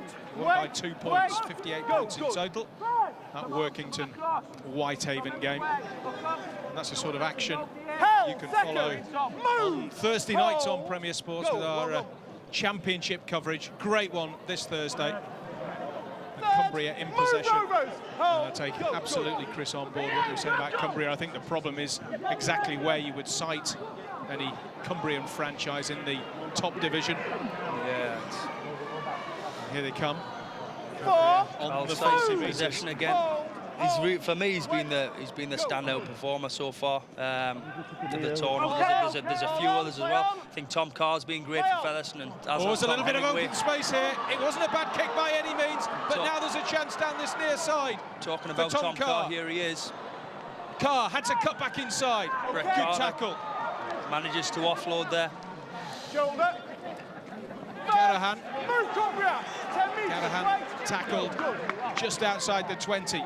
Johnson finds Hemingway. Hemingway to Brown. Brown to Perkins. And a knock on. Good scramble D from Brett Carter there, just to sort of to stop Tom Carr making any more progress. Carr still managed to actually offload the ball. I'm not sure if that was stripped there, but obviously the referee didn't think so. So Cumbria and Featherstone locked at 6 apiece. This is Hamzat on this near side. Can he beat the cover? Well, he's being tugged back by the shorts.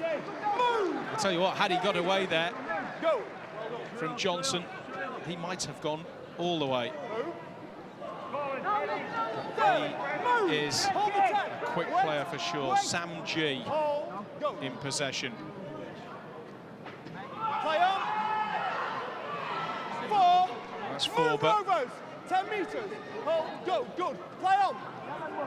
ball picked up by Seiss. Play on, back to 1. Seiss is still going, and Seiss is still Seiss. going.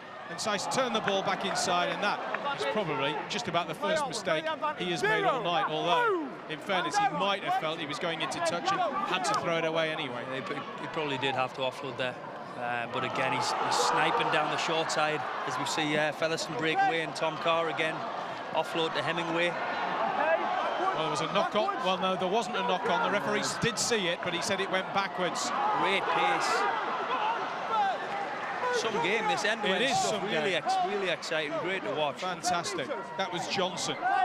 All on. Play on. 2.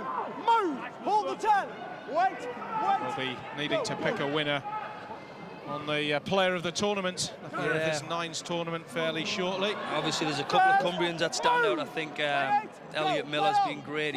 He's scored a few tries, and Carl Seiss has really dictated play. I think Brett Carter's been great too, and obviously for Featherstone, the try scorer Jack Bussey's has been in great form, and Tom Carr as well. So there's a fair few to choose from.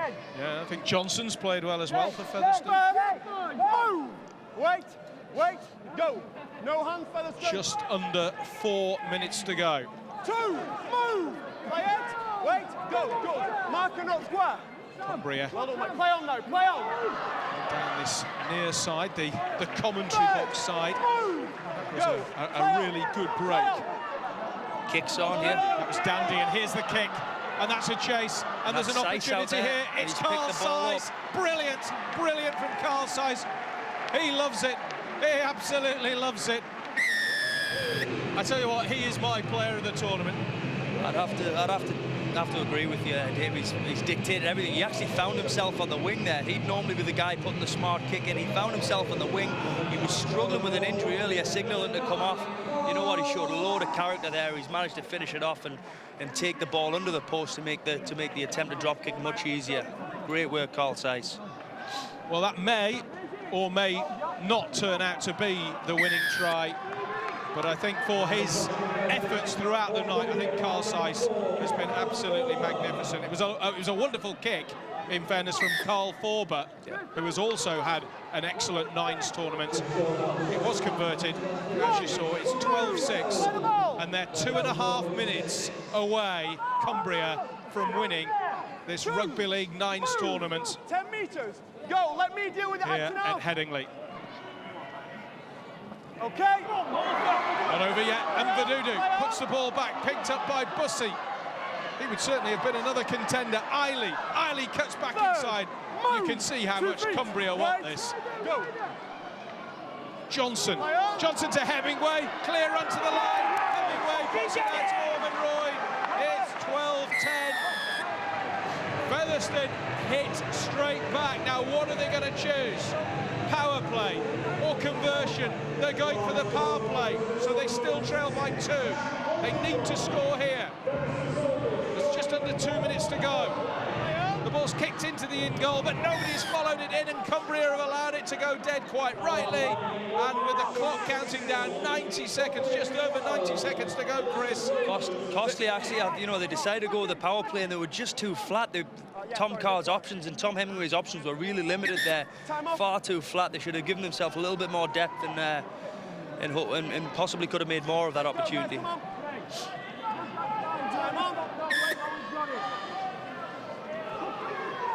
So Cumbria, if they don't make a mistake, it'll take about 45 seconds for the full set of 6, providing they don't rush through it. There's no reason why they would with this 2-point advantage. It has been that tight, but Featherstone possibly going to pay for not having the conversion attempt. But, you know, credit to them. They went for the win, didn't they? Yeah, they did. It's to be admired. On the sidelines, Chris, man of the tournament, Carl Seiss.